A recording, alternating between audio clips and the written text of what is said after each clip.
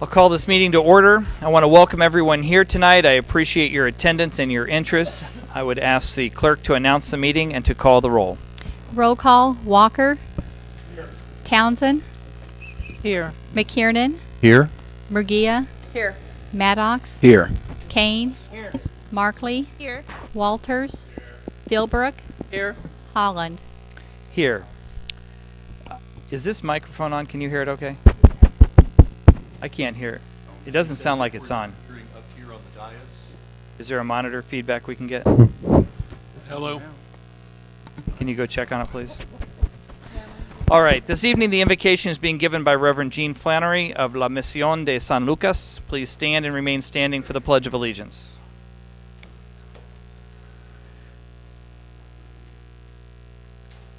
Padre Celestial, venimos a ti en esta tarde. Estamos agradecidos por nuestros representantes de nuestra ciudad. Te pedimos que le bendicen a ellos y que ellos puedan hacer leyes justos y agradables a ti, Señor. Y te damos muchas gracias por todo esto en el nombre poderoso de nuestro Señor Jesucristo. Amén.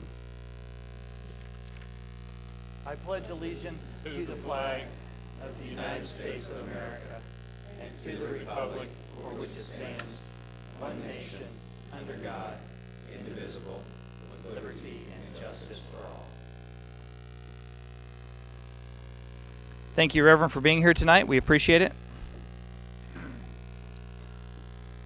I do feel like we need to resolve the audio issues. I couldn't hear the Reverend very well either. I'm concerned about proceeding with our meeting without the folks on television being able to hear. The TV is coming through fine, but we're not getting it in the room.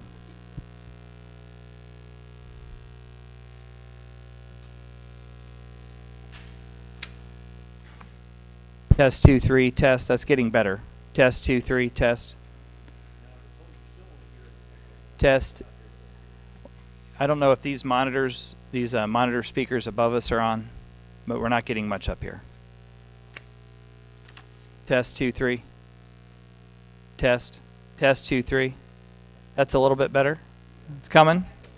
It's coming. Can you hear? Look at that. There it is. Whatever you did, don't undo it. All right. Thank you very much. All right. I'd first like to ask the clerk if there are any revisions to tonight's agenda. Yes, Mayor. A blue sheet has been distributed noting the addition of a proclamation, which will be the first item of business tonight.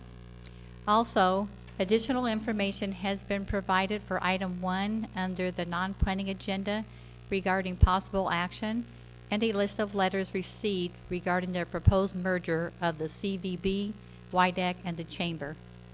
Those are all the changes. Thank you very much. The first item on the agenda, the first change, is a proclamation declaring today Kansas City Royals Day. Woo!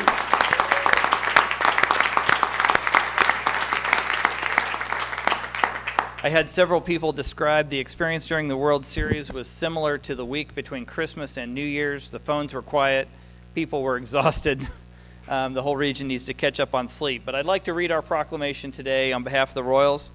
Whereas the Kansas City Royals finished the 2014 season with 89 wins and 73 losses and qualified for the first visit to the postseason in 29 years. Whereas the team rallied from behind using extra innings to beat Oakland in the American League wildcard game, paving the way for a clean sweep of the Los Angeles Angels of Anaheim in the American League division, and followed by a sweep of the Baltimore Orioles in the American League Championship Series, crowning the Royals as pennant winners of the American League. Whereas beginning October 21st, the Royals faced the San Francisco Giants in the World Series. They would see the 7 games and ultimately a Royals loss in Game 7.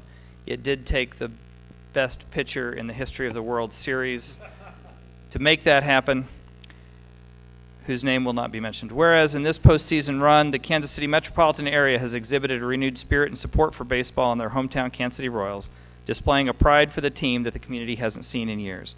Now, therefore, I, Mark Holland, Mayor CEO, declare October 30th, 2014 as Kansas City Royals Day in Wyandotte County, Kansas City, Kansas. Let's just thank the Royals again for another great year.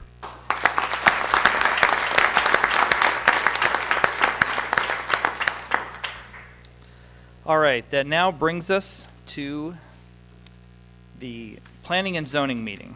And I will ask the clerk to read the statement. We would like to welcome all present to this meeting of the Unified Government Commission. Members of the commission are Mayor CEO Mark Holland, Commissioner Hal Walker, At-Large District 2, Commissioner Gail Townsend, District 1, Commissioner Brian McKiernan, District 2, Commissioner Ann Brandau Murguia, District 3, Commissioner Terrence Maddox, District 4, Commissioner Mike Kane, District 5, Commissioner Angela Markley, District 6, Commissioner James Walters, District 7, and Commissioner Jane Philbrook, District 8. As each petition is called, all persons for or against will be given the opportunity to express their views. If this is the first time that a particular petition has been before the commission has 3 options. 1, it can approve the recommendation of the Planning Commission with 6 votes.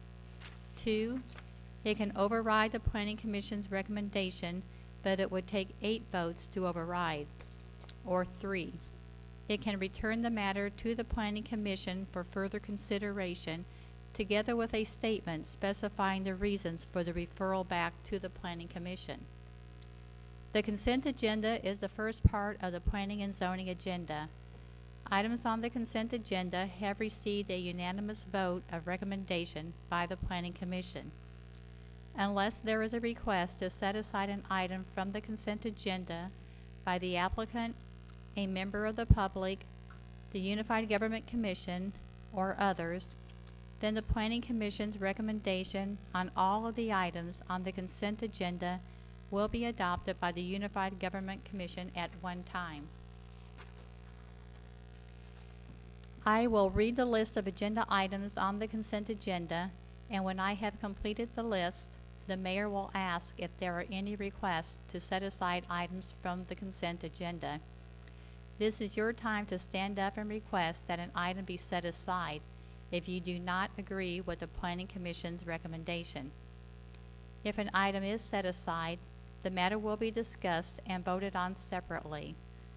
All items not set aside will be approved with the Planning Commission's recommendation. We appreciate the attendance of those people here this evening, and we recognize the importance of each petition.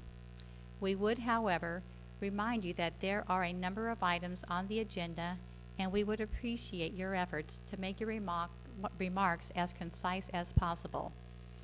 We ask that anyone with a cell phone to please turn them off or switch to non-audio. Once the petitioners make their presentation, anyone for or against will be allowed the maximum 3 minutes to state their views.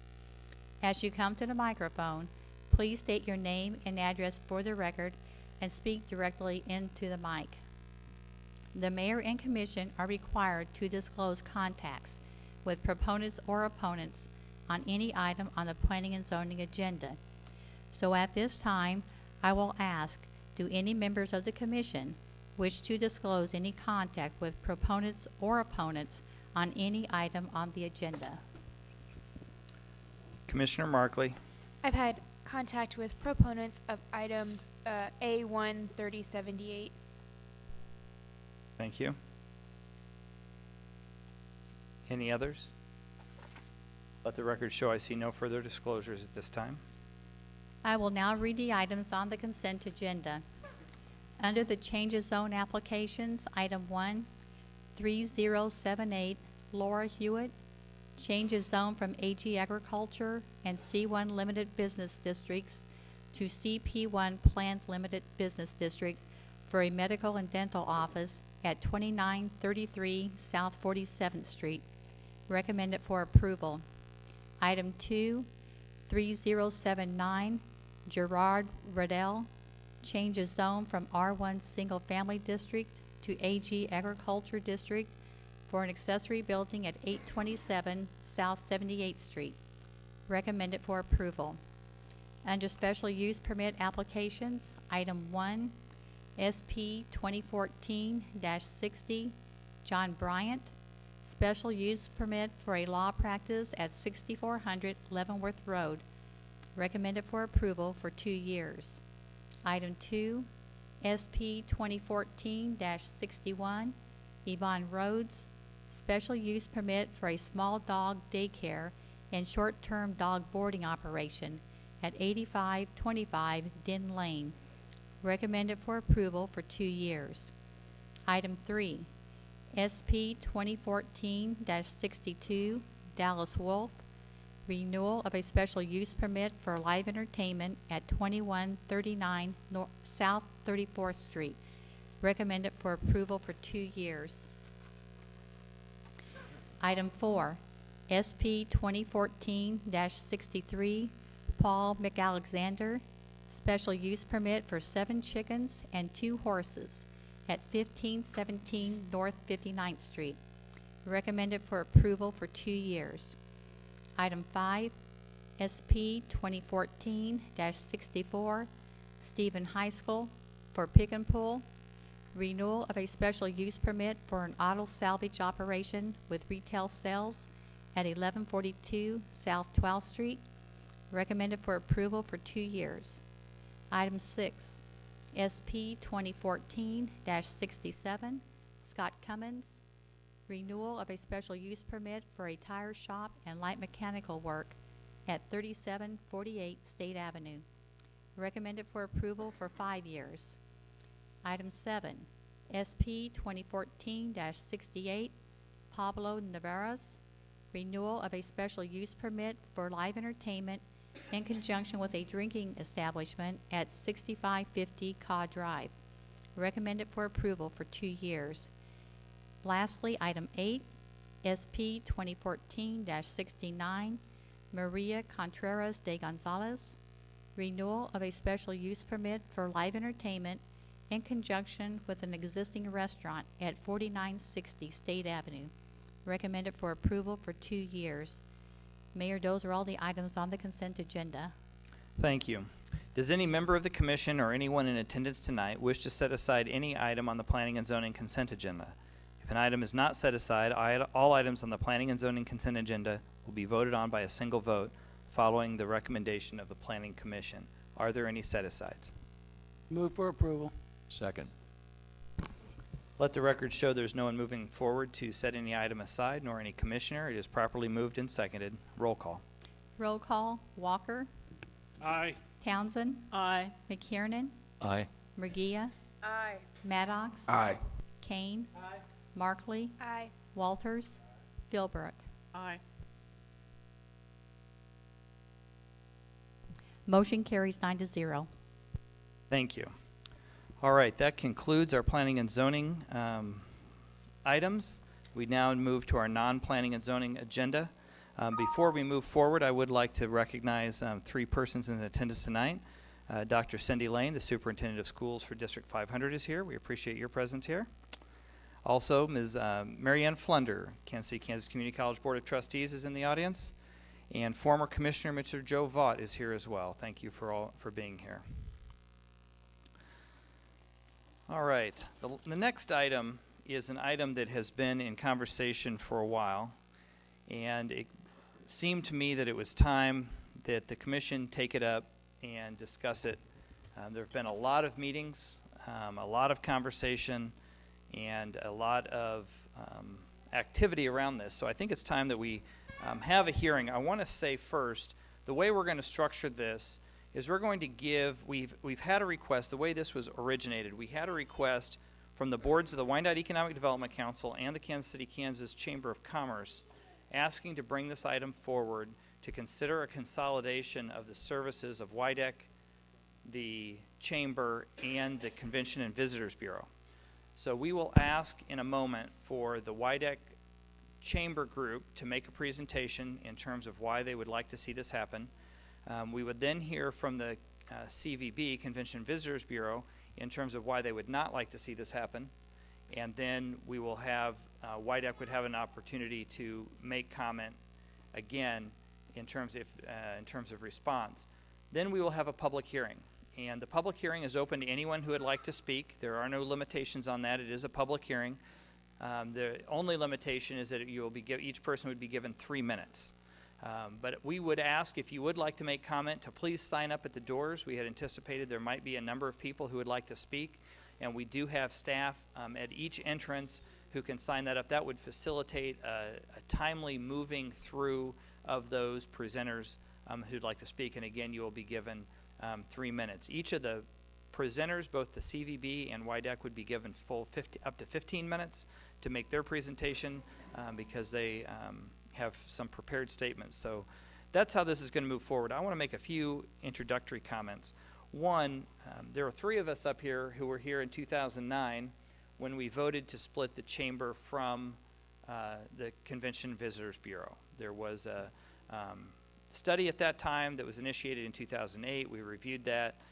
I voted for it at the time. And now there's a suggestion from WIDAC and the chamber that we consolidate to one organization from 3. And it's substantially different because WIDAC was not a part of the conversation in 2009. Currently, there are 3 corporations, and I think the interest that the unified government has in these, and I think our necessary interest, is this.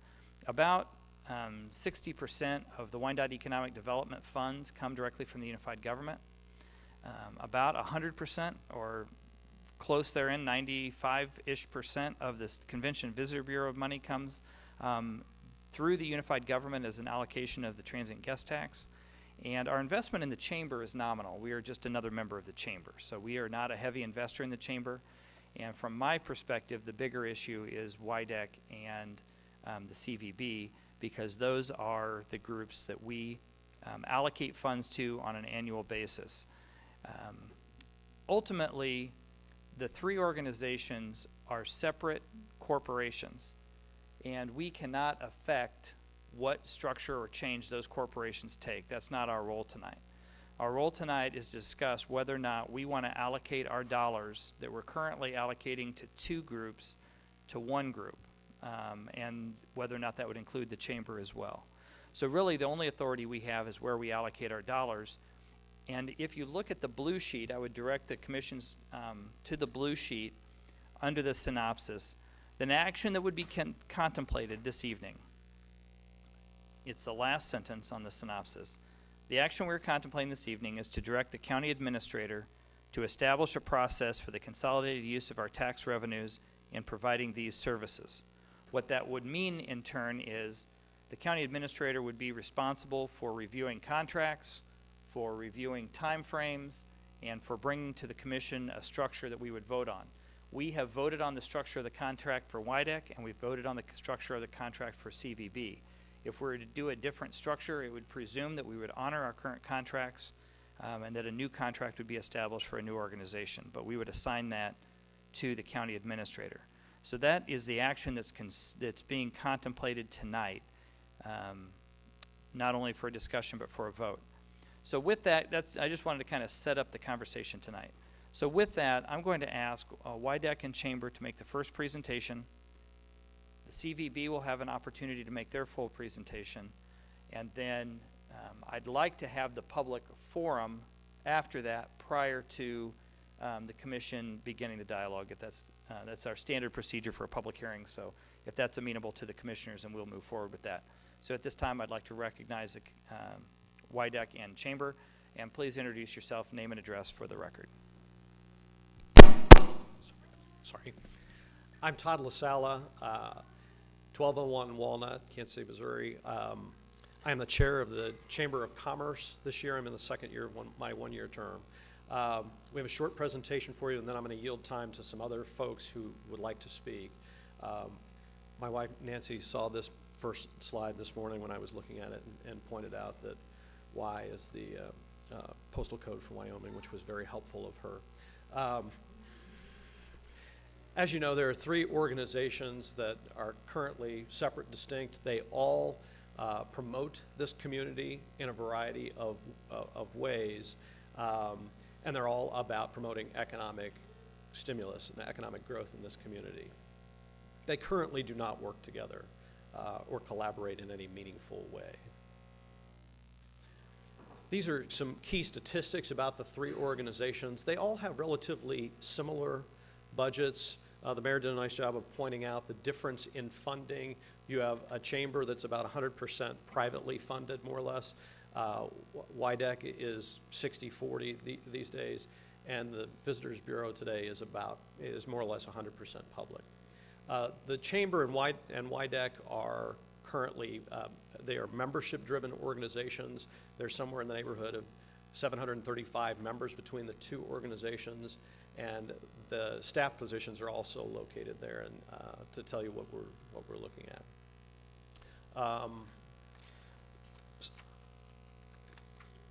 So we want to tell you how we got here and why this is before you tonight. This discussion was originated with the chamber. The chamber reached out to CVB. We also, in the fall, reached out, we started with YEDC. We also, in the fall, reached out to CVB. We had our first meeting with CVB in March. Then the two boards that are presenting to you tonight, the chamber and WIDEC, both voted unanimously in favor of pursuing consolidation. We also presented to the CVB Board of Directors in May.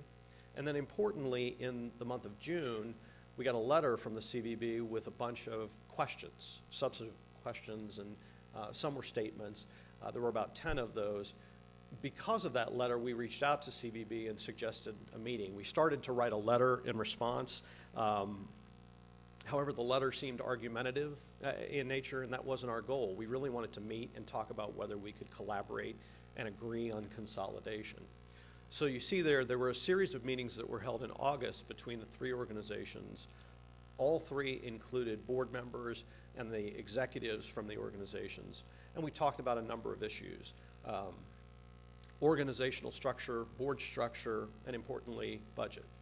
So a lot of the presentation you're going to see tonight is the product of those meetings. There was a lot of input from the Convention and Visitors Bureau on the organizational structure and the board structure. And the structure and despite the fact that after this meeting, the CVB board did vote not to consolidate or pursue this, all of the changes that we talked about, we left in the organizational structure and board structure. So ultimately, this is before you tonight. Even though the CVB board does not want to consolidate, for the reasons the mayor said, there's a lot of public money in these organizations, and you have two of these three boards that have unanimously voted that they wanted to pursue consolidation. I'm going to pause for just a moment and tell you what this proposal is and what it is not. The proposal is to create a brand new organization that would perform all three functions that are currently performed by your existing community partners. So importantly, this is not an organization that would just not include tourism as a function. It is very much a component of what the new organization would do. It is also not what the Collins No Tice report suggested in 2008, where it was considering a hierarchical structure where tourism was under the chamber and was a subcontract of the chamber. This is not that. We believe that this is in fact a merger of equals, the way it is proposed. This is the proposed organizational structure that was born out of those conversations. There were a number of interesting evolutions, I would say, that took place in this structure. At the suggestion of our community partners with the Convention and Visitors Bureau, there was an advisory board structure that we had done away with. And importantly, when you look at that line in the middle, you see that the Convention and Visitors Bureau function, the economic development function, and chamber operations are all on the same plane. So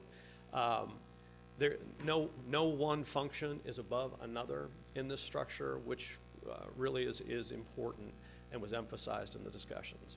There are also a finance department and marketing department that would serve all three functionalities in the organization.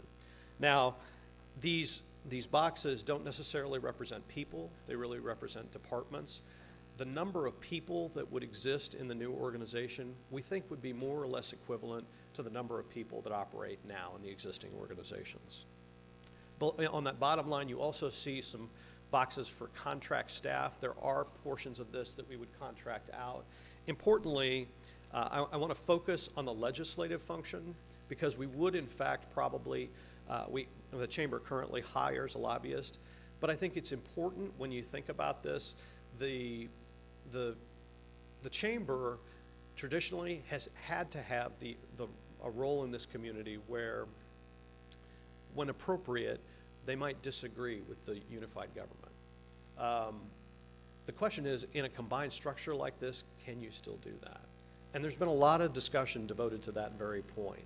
We believe that the answer is still yes. That's an important function, in part because of the relationship that we've had with the unified government over the years, but more importantly, because the people that will work on that function in a new organization cannot be paid with public money. They would have to be paid with private money. And so the disagreement should never come back to, hey, look, you don't agree with us, we would take your funding away, because all of those people who work on that function should be paid entirely with private money. Some of this we've talked about in the organizational structure, but all three houses are fully represented and are on an equal plane. I think this slide largely highlights the structure that I just articulated. Additionally, we spent a lot of time talking about the board structure. Importantly, there was a lot of focus on the board and how can the three functions be equally represented on the board. We ultimately, as a group, decided that a 21-member board with equal representation is the best approach. There are also, importantly, a number of private sector interests that are represented on that board that I'll show you in a minute. The board would probably contain working committees. There is not an advisory board structure here, but it is recommended that the chairman of a new organization have a 2-year role. Now, that's hard on volunteers, I can tell you from personal experience, but it is useful to the organization because there's continuity. We also have recommended that there are term limits for a new board so that you don't have folks that are in these positions in perpetuity. This is what the proposed board structure would look like. We worked very hard on this to not only make sure that there are an equal number of representatives from each of the three functions, as well as unified government representatives and the mayor of Edwardsville and Bonner, who are currently members of the board on YEDC. We have even gone as far as to suggest staggered terms so that you have people rolling off at different times and you'd have some continuity within this board.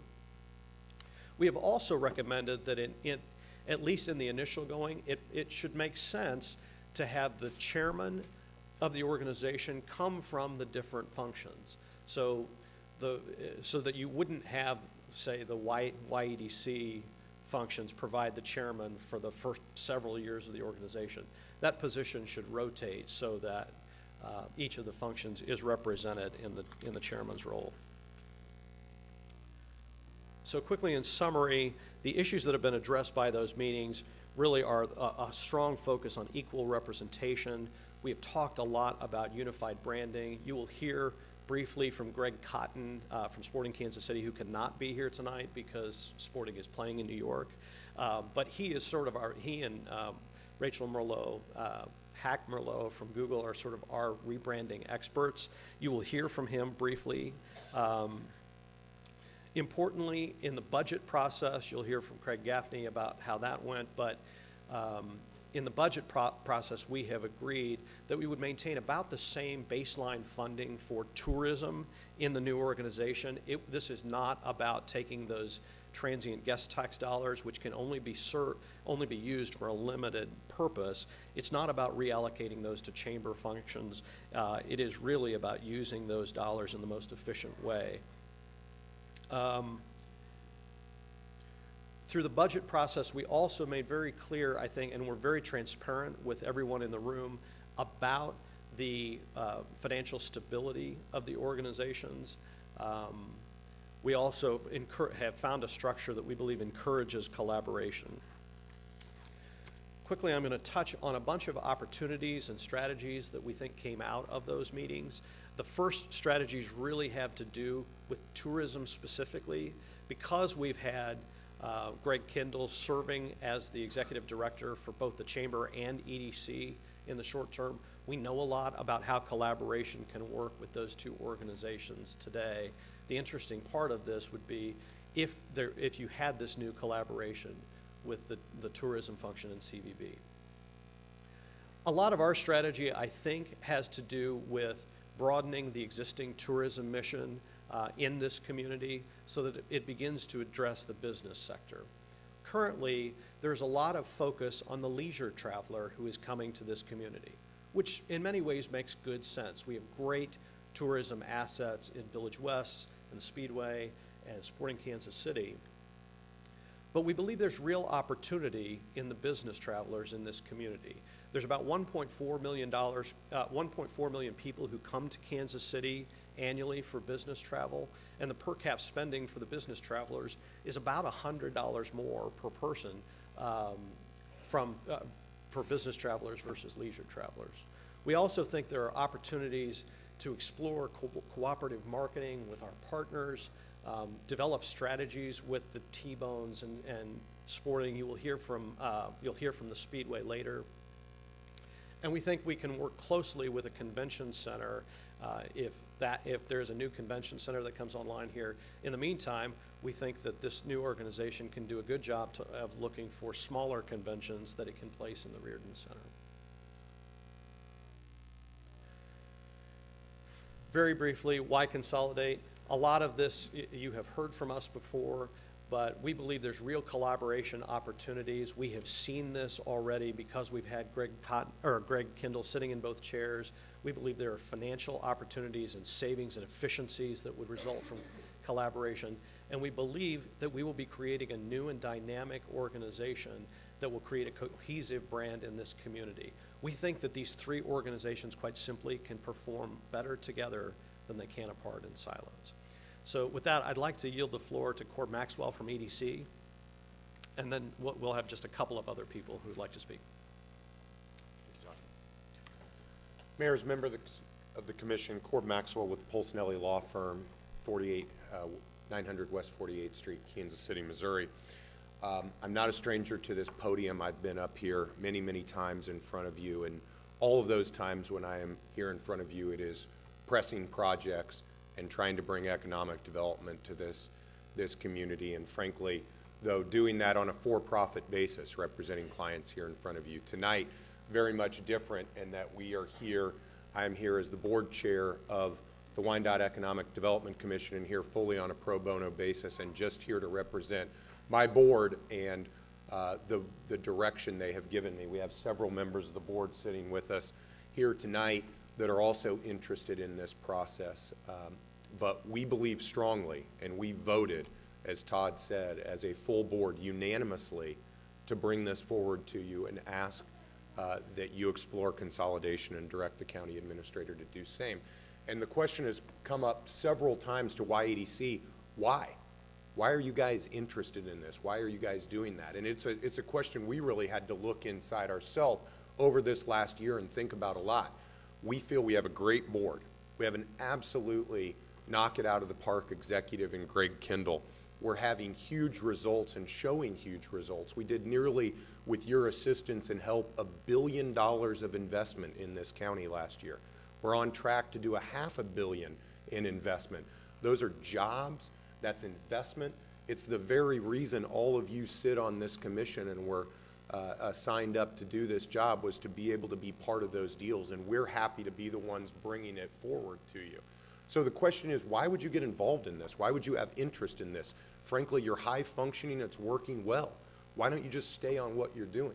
And I think the thing that we looked at as board members and thought about strongly and pressed Greg and pressed everybody and have worked to protect with Todd and his organization through this is that we believe economic development and development in Wyandotte County has to be more than just YEDC.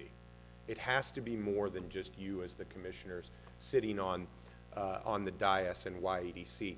All of these organizations serve a role in this community, and all of them are about strengthening business, growing jobs, and expanding CapEx in this community. They're just doing them in slightly different ways.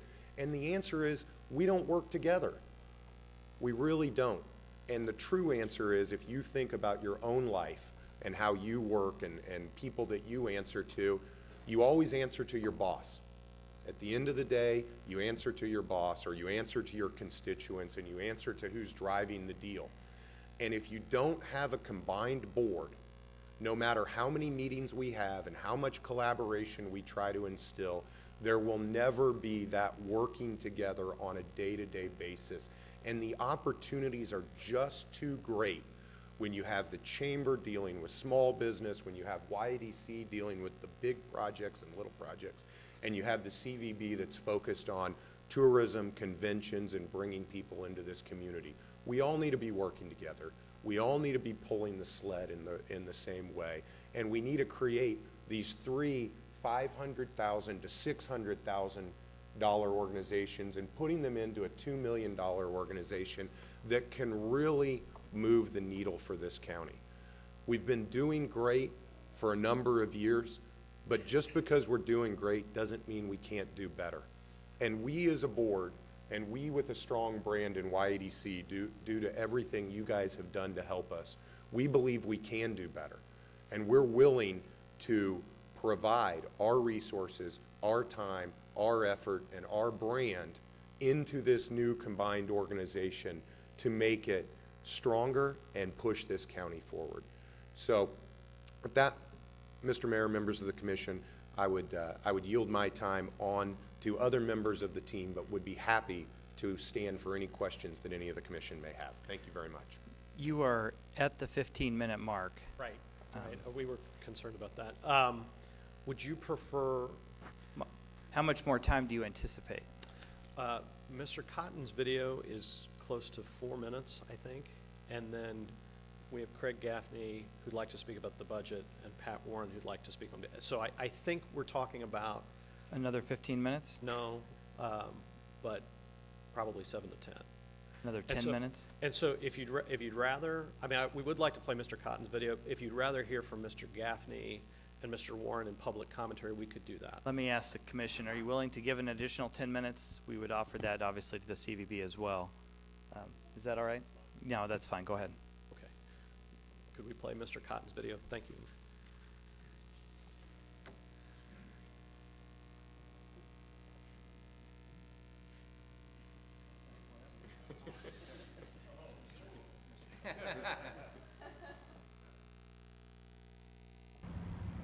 Hi, this is Greg Cotton. I am the Chief of Staff and General Counsel for Sporting Club and Sporting Kansas City, and the Chair-elect of the Greater Kansas City, Kansas Chamber of Commerce.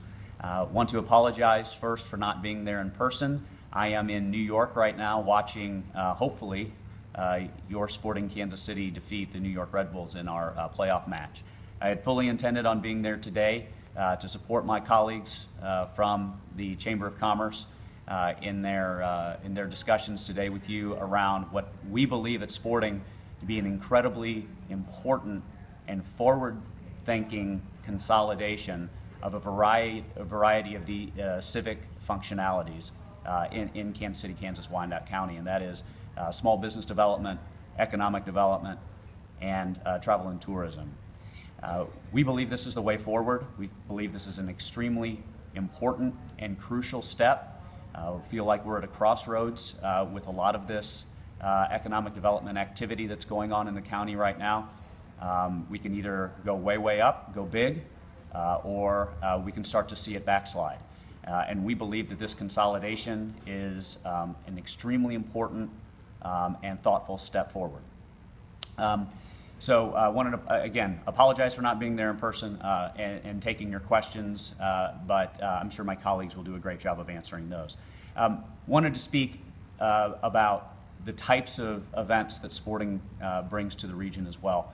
Obviously, Sporting Park brings over 400 events a year out to the stadium, and that's including 30 professional soccer matches every year, in addition to U.S. national team games, both men's and women's, and other high-quality events such as the NCAA Division II football championships that will be played at Sporting for the first time this December. In addition to that, as you are all aware, the National Coaching and Training Development Center that will be developed in the Village West area that is coming online hopefully in the next couple of years will feature over 30,000 room nights a year of activity, making this facility the largest attractant of outside extra KCK Wyandotte County folks into our region on an annual basis. And so we believe that it is important to have not only a very strong civic organization such as this combined EDC, CVB functionality, and Chamber of Commerce into one group, but that it has a cohesive, thoughtful, cool brand that allows us to attract these types of events to our area. And speaking of brand, I want to let you know that this point in time reminds me very much of where we were with the Kansas City Wizards in 2010, which is we had a brand that nobody really cared about, no one paid attention to, but at the same time, we knew that we were more than just the sum of our parts and we could be bigger. And we went big, and we created a brand with Sporting that has not only resonated locally, but regionally, nationally, and now internationally. And I commit to you that I will assist in any way possible, as will Sporting, in creating a new brand for Kansas City, Kansas, Wyandotte County, and our civic organizations, this combined entity that will make you all extraordinarily proud. We will drive new economic development through that brand, through the efficient use of resources in this consolidated entity, and through solid, strong, committed leadership of the three organizations that would come together. There's no way to underestimate what that brand has done for Sporting Kansas City, and I promise you the same thing will happen if we can bring all this functionality together and you allow us to create a new brand and a new organization that you will all reap the benefits from, and the entire community will reap the benefits of as we continue to do the good work of these three entities. So thank you again very much for the opportunity to speak to you today. Apologize for not being there in person. Go Sporting, and look forward to a successful vote. Thanks so much. Always a risk having three attorneys speak in front of you. Good evening. My name's Craig Gaffney. I reside at 15497 Lake Point Drive, Bonner Springs, Kansas. Mayor Holland, Commissioners, and County Administrator Bach, thank you for the opportunity to come before you this evening. I've had the privilege of serving as the treasurer of the Kansas City, Kansas Area Chamber of Commerce for the last several years, and have been affiliated with our chamber for now some 20 years. Tonight, I want to briefly tell you about the financial status of the chamber, and then talk a little bit about the budget exercise that we went through with the Convention and Visitors Bureau staff and representatives over several weeks in August. First, I want to assure all of you that the chamber is in its strongest financial condition in my time of being involved with the organization. At the end of our third quarter, September 30th, we had just over $80,000 in our bank accounts, and our cash flow projections for the remainder of 2014 would indicate we will end the year with over $50,000 in the bank. By far, the best cash position we have been in for decades. Just in case some may have indicated otherwise, we wanted to inform all of you the chamber is in a solid financial position as we come before you this evening.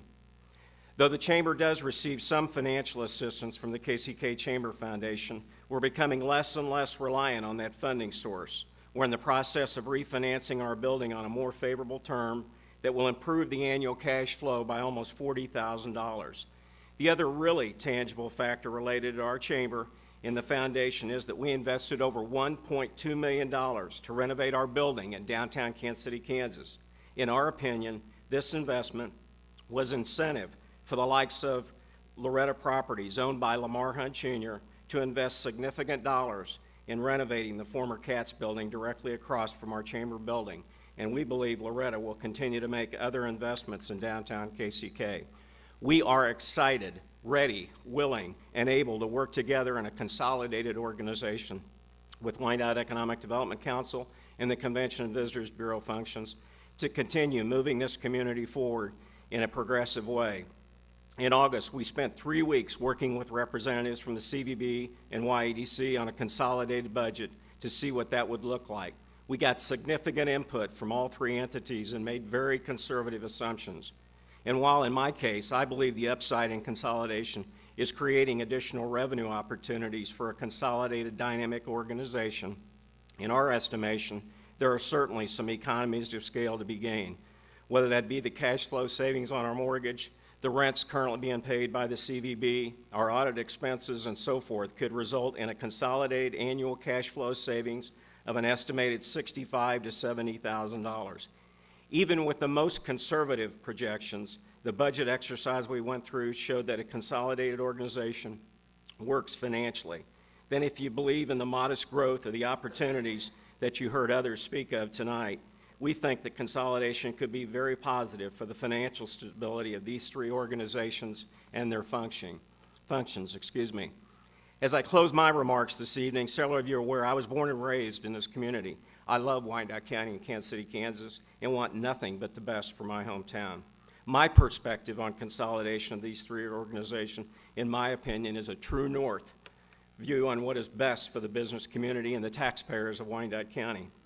From a business perspective, not only does a unified voice on business matters place Wyandotte County businesses in a stronger position on important topics that impact all of us being successful, selfishly, in my case, it gives someone like me the opportunity to ask the ownership of the bank that I have the privilege of working for to only write one check a year to support one business organization, rather than me asking for approval on several occasions and having to write several checks. But from a taxpayer standpoint, and as elected officials, I believe those dollars that are allocated for economic development and convention and visitors functions with one governing board, some of which you saw up here would be appointed by unified government officials, have a more cohesive oversight and unified voice to retain, attract, and strengthen the business climate, as well as enhance convention, tourism, and business travel that would inure to the benefit of Wyandotte County residents and businesses. Thank you for your time this evening. Where are we on time, Mayor? I don't want. We're probably over what we extended, I would guess. Can you give us a minute or two? Yeah. Just- Oh, I can. Yeah, I'll be very quick. Okay, we'll take it. My name is Pat Warren. I'm president of Kansas Speedway, 400 Speedway Boulevard, Kansas City, Kansas. One of the things that we do at the Speedway when we invite guests to Kansas City, Kansas, is we work very hard to knock down silos within our organization. And while it would seem that an organization that only has 34 full-time employees might not have silos, when you expand over 3,500 on a race weekend, silos can develop very quickly, whether it's between your security group and your guest services, your operations team and your ticketing team, whatever it is. And I think what the new organization that we're presenting tonight has the opportunity to break down silos that have developed between these three organizations in a way that will benefit Wyandotte County, the citizens of Wyandotte County, and the goals that all three organizations are trying to achieve. The unification of the city and the county took courage, and it wasn't without risk. And I think you have an analogous situation tonight. This decision is not without risk, and I don't envy being in your position where you have to make a decision. It's easy for people to give opinions. It's much more difficult to make a decision.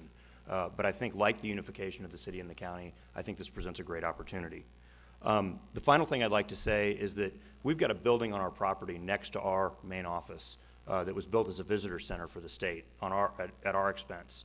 That building currently sits vacant except for Jeff Berger, and some of you might argue that even with Jeff it's vacant, but he's not here to defend himself, so I won't say that. But Jeff has an office over there. We use it right now. It's an advanced voting location.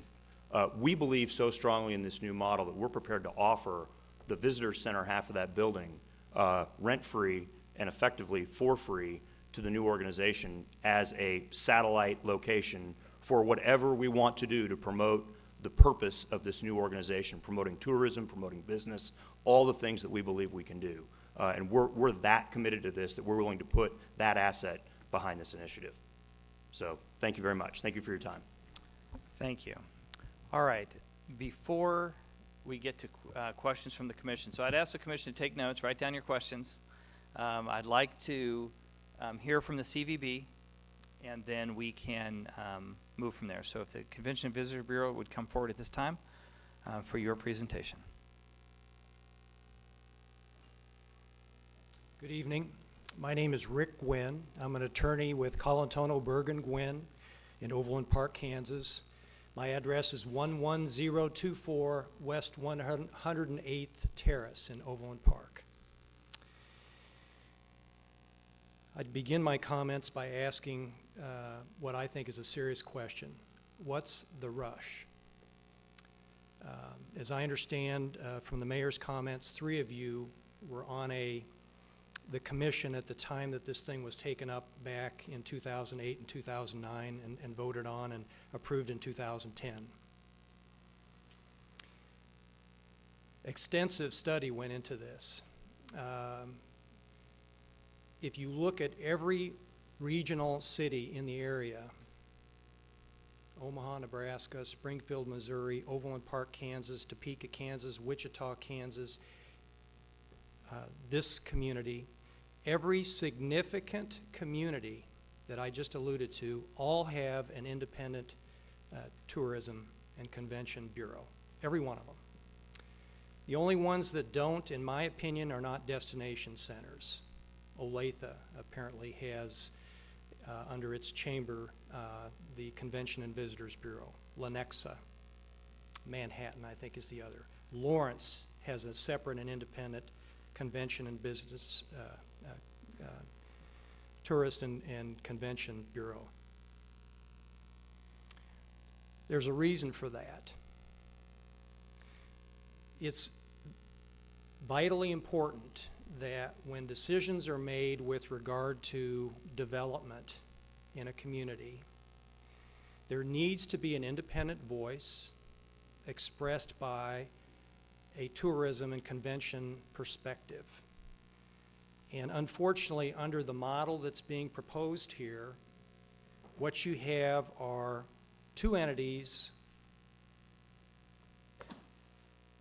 that will carry 14 votes out of the 21 that are in lockstep with one another, and you have 7 representing the Convention and Visitors Bureau. And we all see how that's going to play out when presentations are made to this body, and that's going to be the 14 will control the 7. And you will not hear an independent voice from the Convention and Visitors Bureau. It will be drowned out by the other 14. Those are my opening comments. I just wanted to set the stage because I do think that the representation that somehow the Convention and Visitors Bureau is not living up to its expectations or doing less than a stellar job is just not true. And I would request Bridget, Executive Director, to provide a brief presentation on what's taking place currently.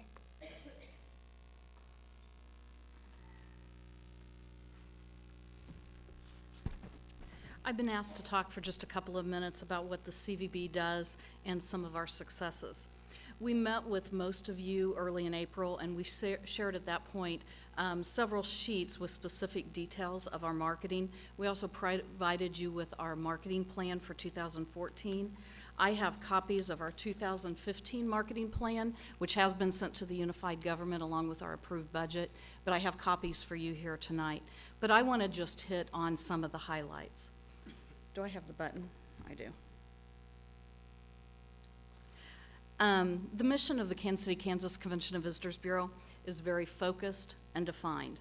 Our mission is to market all Kansas City, Kansas as a visitor destination and to increase the number of overnight stays.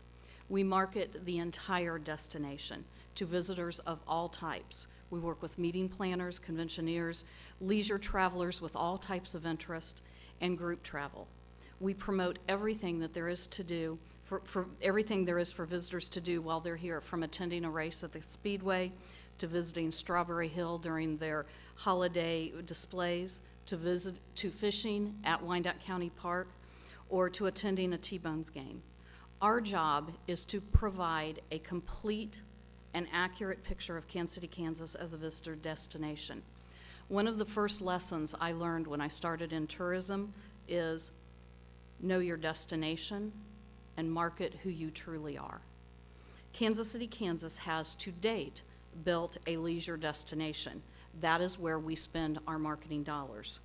One of the things you will notice in the 2015 marketing plan is that with some of the upcoming developments, including the amateur athletics and the convention center we heard about earlier tonight, will require this Bureau to continually adjust our marketing strategies and methods to fit who we are as a destination and as we mature. The CVB does our job on a budget of a little over $734,000 in 2015. We extend those dollars by cooperatively marketing and partnering and by spending our dollars wisely and focused. The budget breakdown, just so you'll know, for 2015 shows that 54% of our dollars go to direct marketing cost, 8% of our budget is for operations. That's what we spent on rent, utilities, office machines. 38% of our budget goes to personnel cost. And out of those personnel costs, 78% of those are attributed to marketing. When you put that all together, this means that 82% of the 2015 CVB budget is going to marketing. This is well above industry standards, and it shows the value that this CVB board places on using the transient guest tax in a way that will provide you with the best possible return on your investment. We market Kansas City, Kansas using various methods. We use TV, print advertising in targeted publications that we know will be focused to our visitor base. We're very involved in social media, and we will be directing a lot of our marketing dollars next year towards digital marketing. That includes things like increasing our web presence, paid online advertising, and search engine optimization. We're often on the road,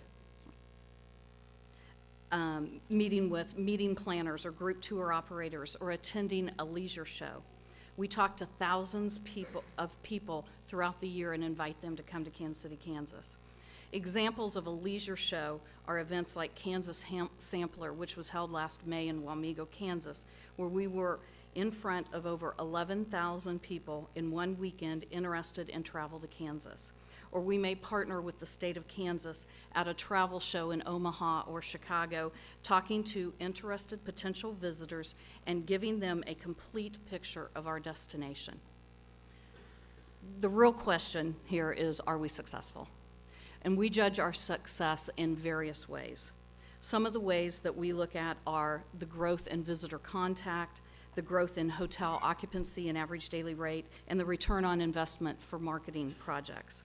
Some recent interesting growth is seen in our direct quality leads. Those direct quality leads are those potential visitors who contact us for more information. That's the best lead you can get. That's somebody who's really interested. We've had over 130,000 of those. Our website continues to grow. In fact, we were just awarded by the Travel Industry Association of Kansas the Best Online Media Award for our mobile website. In 2014, we added an online booking component to our website where visitors book a room directly with a hotel without leaving our site. This year, to date, we've directed over 4,600 room reservations in our first year. We have shown consistent and real growth in both hotel occupancy rate and average daily rate. Right now, we have the second highest occupancy rate and the second highest average daily rate for the Kansas City Metro. This means that an increasing number of visitors are willing to pay a little bit more to stay in Kansas City, Kansas. And what you want to know is what's your return on investment. We look at specific marketing projects, and we show that depending on the project, it's $75 to $85 return on investment. That means for every $1 you invest in this CVB right now, you're getting $75 back. This Bureau works with one of the smaller budgets in the state of Kansas, even though we are a top destination. We do it with a very small but a very dedicated staff. Your CVB right now is an award-winning bureau and is a leader in the state of Kansas and the Kansas City metro area. And with that, I'll turn it back over to Rick.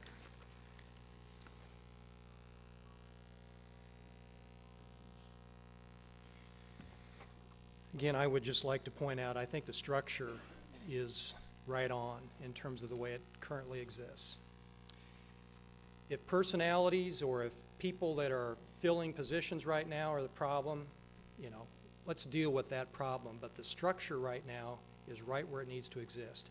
If these two entities want to consolidate, great. But I question how it is that these other communities, for many, many years, have a different structure that works just fine. And if collaboration is not occurring to the level that it should, then by all means, I think this commission should say very clearly, let's get together and collaborate.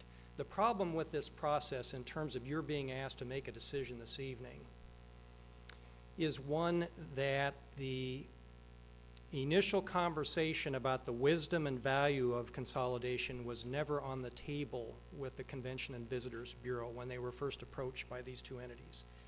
It was a done deal that there was going to be consolidation. Now, and these are meetings that Mr. LaSala and Mr. Maxwell had with the CVB board. We're going to consolidate. And if you're not on board with consolidation, then we'll take it to the commission and we'll recommend it and we'll get it approved. So you're either with us or you're against us. And I don't think it fair that the process began with the consolidation being a done deal, and then how can we work you into a consolidation? It should have been back at the beginning with a conversation about, is consolidation the best way to go?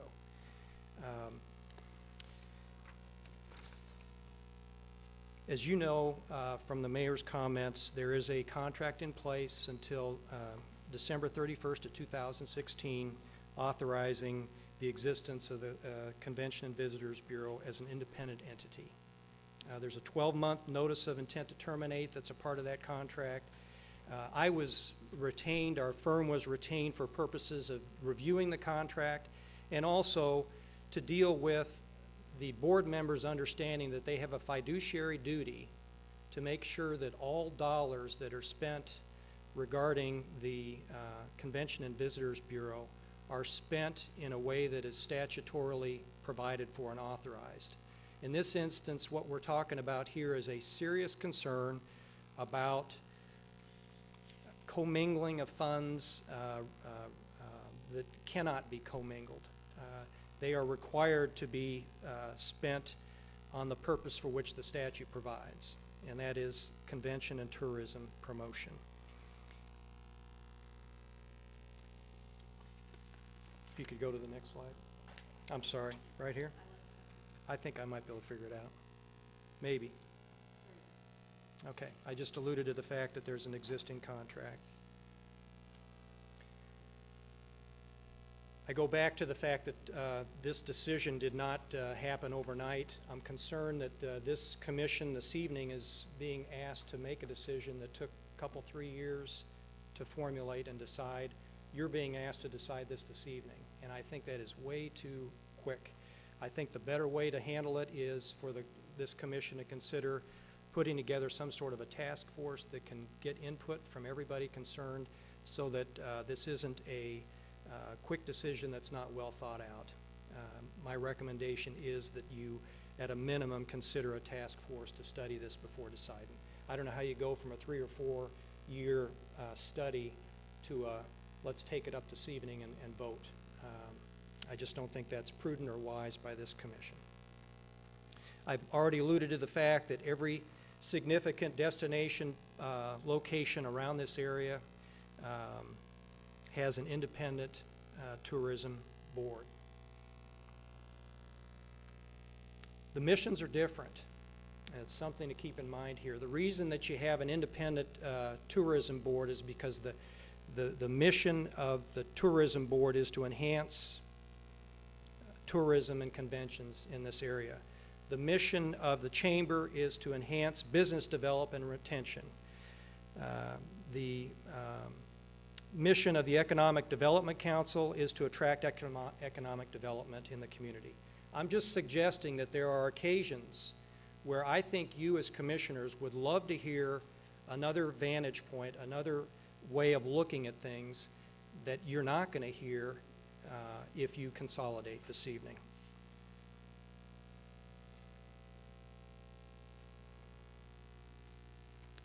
We just heard from Bridget the successes of the Convention and Visitors Bureau.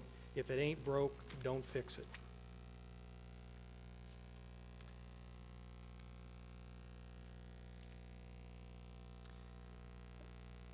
I assume that all of you received the letter that I sent earlier today, and if you have that in front of you, I would ask that you just refer to page 3 of it if you happen to have it.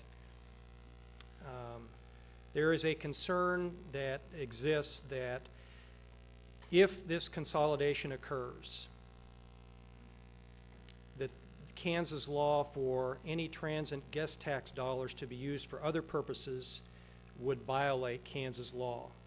And my request is that you obtain a legal opinion from your legal staff that unequivocally confirms the following: that the collection of the transient guest tax for consolidated entity with dollars used for purposes other than tourism promotion would not violate KSA 12-1698 sub E.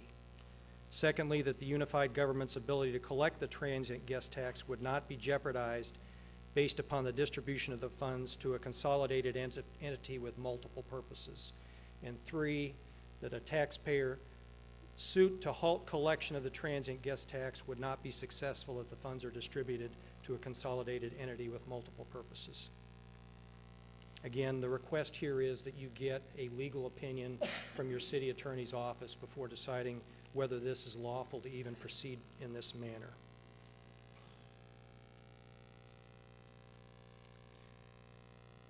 It's clear from my limited exposure to this issue this evening that collaboration between these organizations needs to be improved. I can assure you that for the Convention and Visitors Bureau, it will be and should be the highest of priorities, the collaboration effort. I would take strong issue with the notion that somehow the Convention and Visitors Bureau is at fault for being a team player because they are unwilling to go along with this consolidation. Such is not the case. The Convention and Visitors Bureau understands the importance of collaboration and is open to efforts to enhance collaboration between the 3 entities. A letter was sent out in April suggesting that like the Convention and Visitors Bureau that has membership on it from the Chamber, that all 3 of the boards that currently exist have membership from one another's boards so that there can be an understanding of what's taking place. A collaborative effort absolutely needs to take place with regard to having a combined and understood focus in terms of what direction these groups take going forward, and we're not at all opposed to that. I would finally bring up the point of why are we here this evening, and is there some other reason for having this brought to you today? And I think you need to consider the fact that in January of 2017, the Star Bonds will be paid off at that point, and the transient guest tax dollars are being freed up at that juncture. The Chamber and the EDC appear to want unfettered control over how those freed up tax dollars are spent without allowing for the strong voice of an independent entity, the Convention and Visitors Bureau, to express its position on the tourism impact of decisions. I cannot stress enough, by going down the road of consolidation, you are basically taking the Convention and Visitors Bureau voice and you are silencing it, because there's 7 votes on a 21-member board that are not going to be heard. And again, I think the structure is absolutely where it needs to be. If the personalities contained within that structure are not what you think are right, I would suggest that you as a commission get back with the boards and say we have problems with who is comprising those positions. But the structure is good and the structure is sound, and all you have to do is look at this region of the country to determine that the structure is good and the structure is sound. Again, I want to finally emphasize what's the rush. I'm not sure why we have to make a decision this evening. It instead makes a whole lot more sense to establish a task force to look at it and to get a legal opinion from your city attorney with regard to the legalities of what are being suggested. Thank you. All right, thank you. So we've heard from both entities and their proposals. I will now open it up to a public hearing, and I will ask the clerk to call folks to the podium and time them at this time. So do you know how many we have to speak tonight? We have a total of 8. Okay. What I'll do is I'll read, the first person I'll read will approach the podium, and then the second person will be on deck. And what that means is that you will be next to the podium. So the first person we will hear from is Linda Craghead. And we'll have Bud Nicole on deck.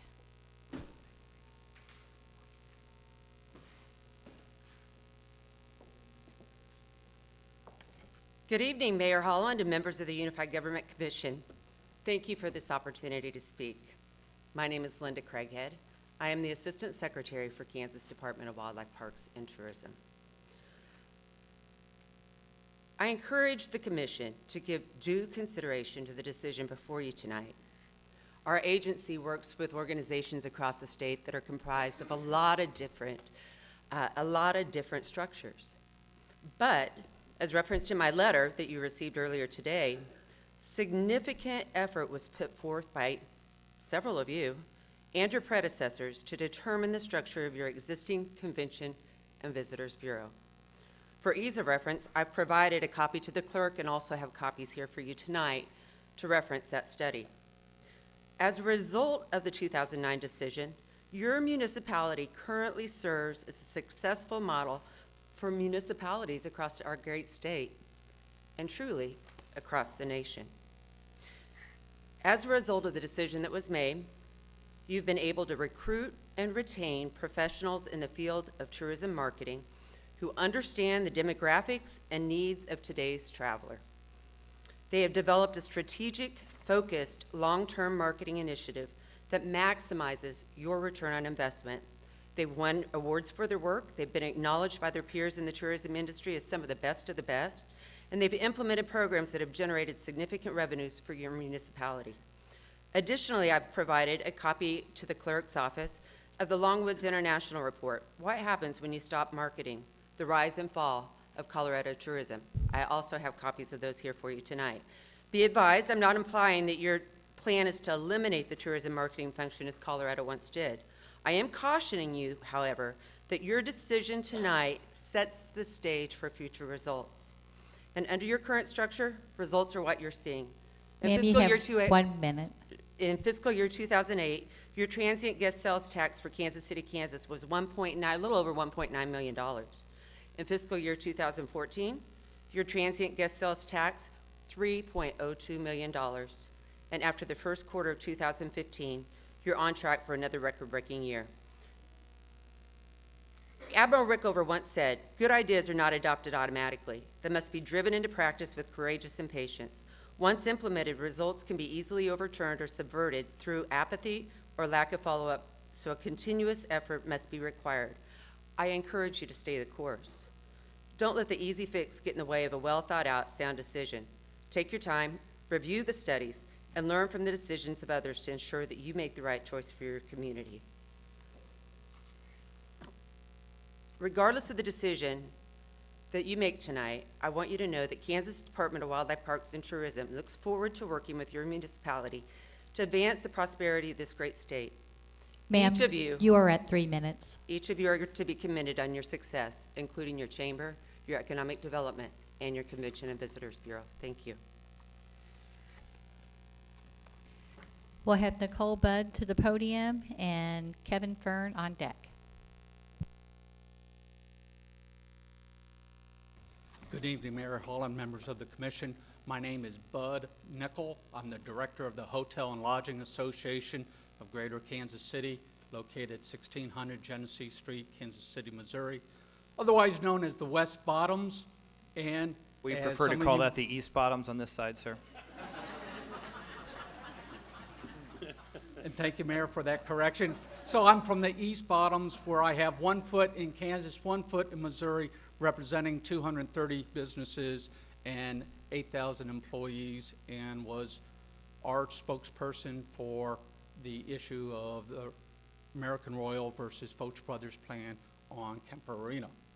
Our letter to you on June 4th stated very categorically that the officers, directors, and members of the Hotel and Lodging Association support a strongly funded, independent CVB. We feel that's the best use of the transient guest tax that our hotels collect. We're excited about the economic development happening in our community. When I sat with CSL for the focus group on whether it should be a convention bureau, a convention center, or an arena, I gave him additional information that he didn't get at that focus group based on our working with CVBs in the area, working with the TIAC, working with other hotels, working with other convention centers. This, to my knowledge, was the first public hearing. My officers and my board were never invited to any conversation. I would echo the question from CVB, why the rush?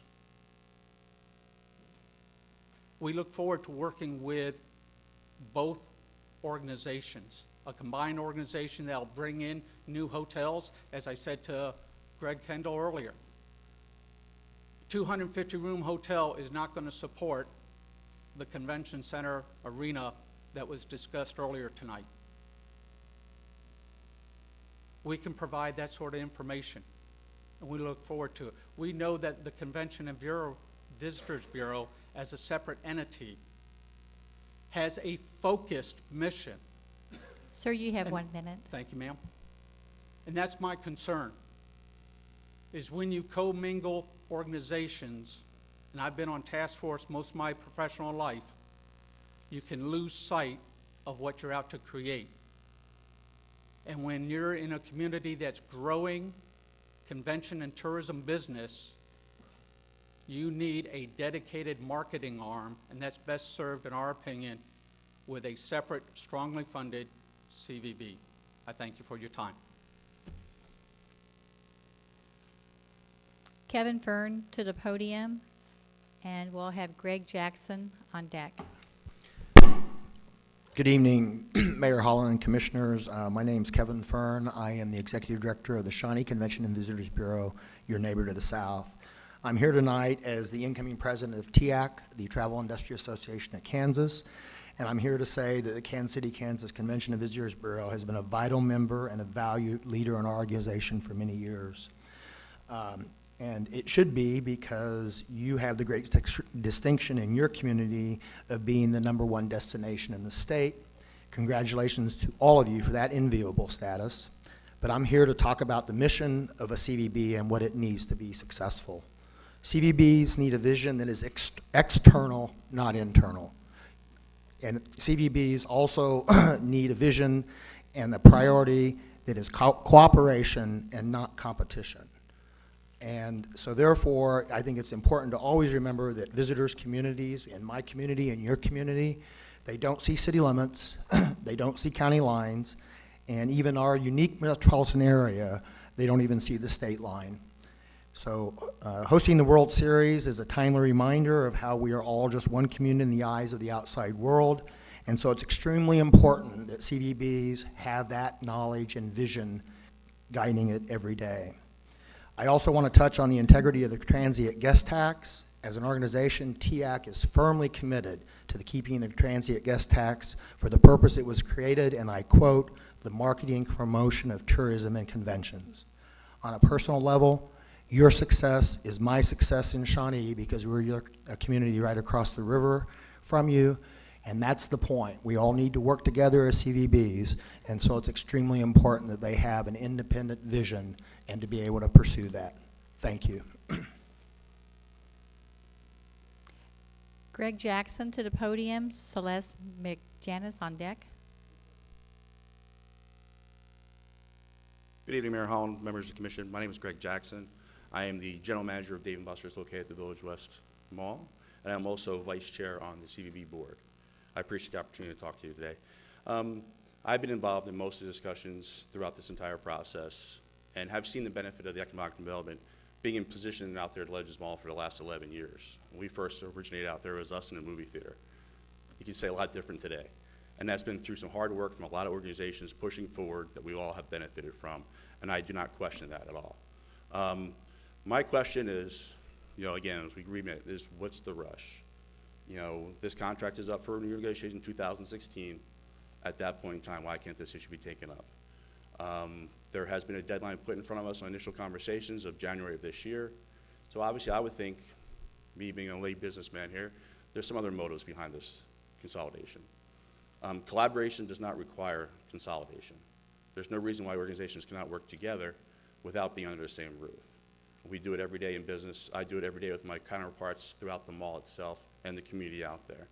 So my question again is, what's the rush? Why does there need to be consolidation to have collaboration between the two organizations? I don't see it as necessary. I think we have a great thing going on all sides, economic development, tourism, obviously out there at the Village West area, and the continued economic growth with Mr. Cotton's project out there. It continues to grow, and it's going to be great for all of us. But I do think we need a single focus on the tourism to help drive those people into the hotels, into my restaurant, into the other businesses out at Village West Parkway, and continued success for the community and for Wyandotte County. Thank you for your time.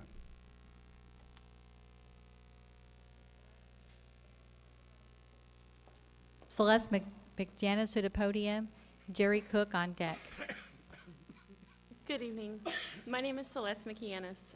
I am an owner of the Wine Barn Winery and Vineyard, an agritourism business that has been a part of this community for over 5 years. I have personally worked very closely with the Kansas City, Kansas Chamber and the Convention and Visitors Bureau, and have on occasion met with the Wyandotte EDC. I have great things to say about all three organizations.